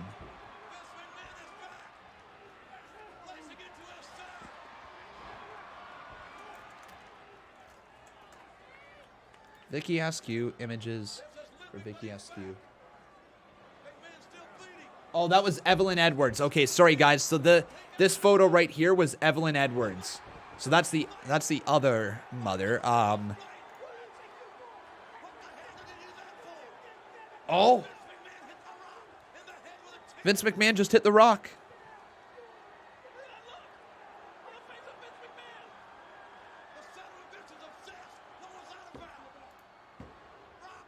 Oh, kick out by Rock.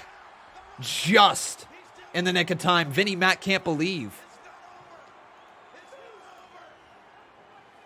Now here comes Vince with the steel chair again. Is this where Vince just unloads on Rock? Yes, it is. Rocky knocked down again.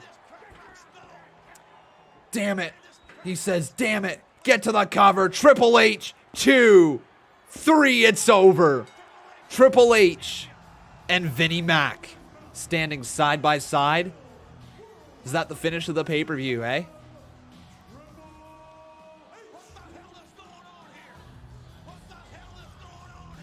People threw trash in the ring. Man, I wish that we get back to that point in wrestling where people were so passionate that they threw trash in the ring at the ending of something where they screw them over.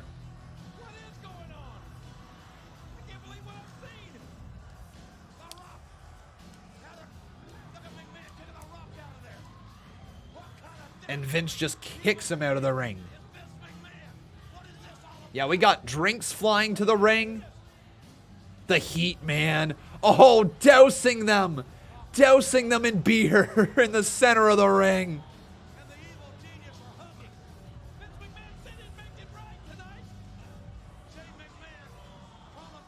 Yeah, people whipping their drinks.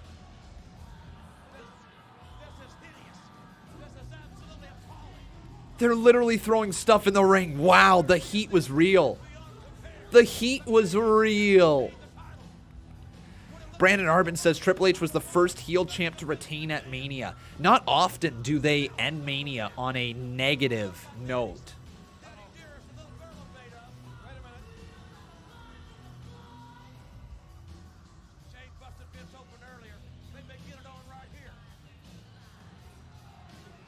Rock looking onwards.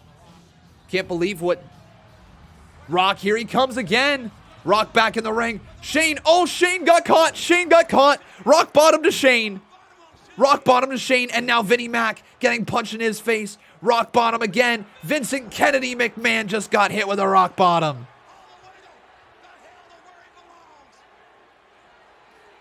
Are you gonna rock bottom, Steph? Uh-oh.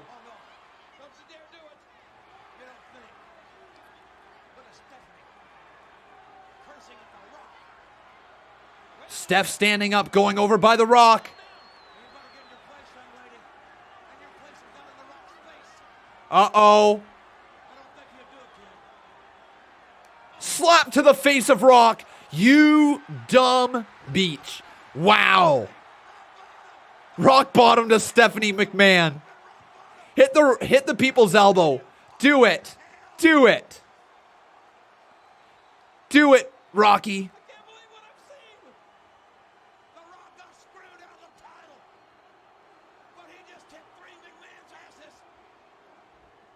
Here he goes. Punch to Triple H.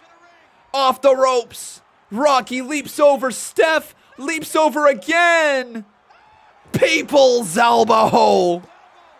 Steph just no-sold that entirely.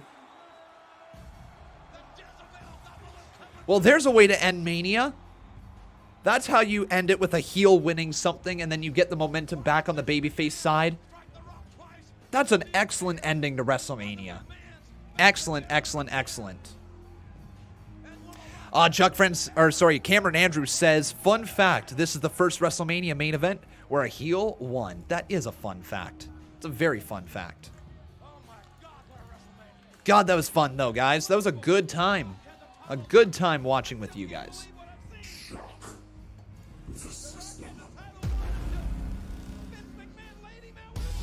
But The Rock leaves. Triple H is down. Vince McMahon is down. Stephanie McMahon is down. And Shane McMahon is down.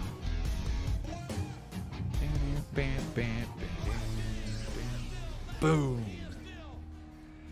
Fun fact, this is the first WrestleMania main event where a heel won. But that is it, everybody. We are going to get going, though, but we will still be back later today with the Hall of Fame. So starting at 8 p.m. Eastern Standard Time, we are live with the Hall of Fame. We should be running until about 11 p.m. Eastern Standard Time, somewhere around there. So look forward to that. But everybody, that is going to be it for me here for this live stream. Thank you for watching WrestleMania 2000 with me. Next week, everybody, we're going to be back watching the greatest WrestleMania of all time. It's usually in at least the top 3 for most people, regardless of who you are. WrestleMania 17 going down next week right here on this channel, and that will finish our kind of March to Mania whole deal that we got going on. So next week, Mania 17, everybody.